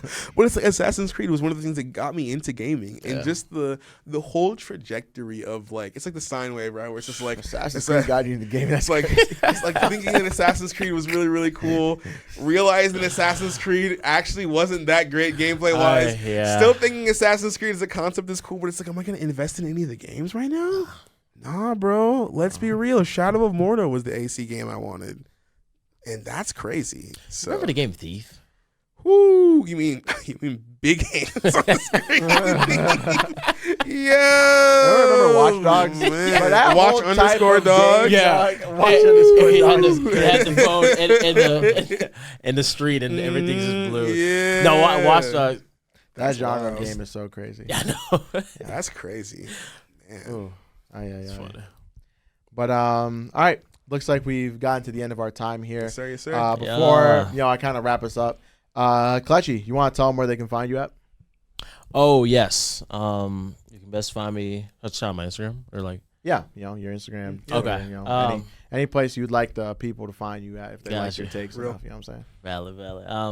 My Instagram is it's kind of long, but it's KCOKECHUKW the number 2. It's all good. We'll have it on the screen. So Yes, sir. Yes, sir. Yes, sir. Yep. And if you want to find me, you can just find me. I think it's at Pick Up the Sword on Instagram. Just find me there. I probably have only one post. That's me and my girlfriend. Lord knows if I'm ever gonna actually post there consistently. But if you want to find me and you want to shoot me a DM and say, hey, you had bad opinions, go for it. I'll be there. Nice. And you can find me at 3rd000 on twitter.com. You don't have to worry about me not posting consistently. I tweet into the void every day. So trust me, you gonna get them. I've been talking about the Cavs lately. Go Cavs. Let's get it. But yeah. And if you want to hit up that Instagram, it's gonna be 0003. Again, all these handles will be provided onto the screen. But with that being said, anything else you want to tell the people before we sign off? Go play some games. Play some good games. Play games based off of Quality vibes. games. Play what you like, man. Don't listen Go to off the of media. vibes. Don't listen to the masses. Yeah. Exactly. So Go into All right. GameStop and pick up something you've never heard of before. literally. Ballsy. All right. Thank you guys so much. We'll see you later. Peace out, y'all.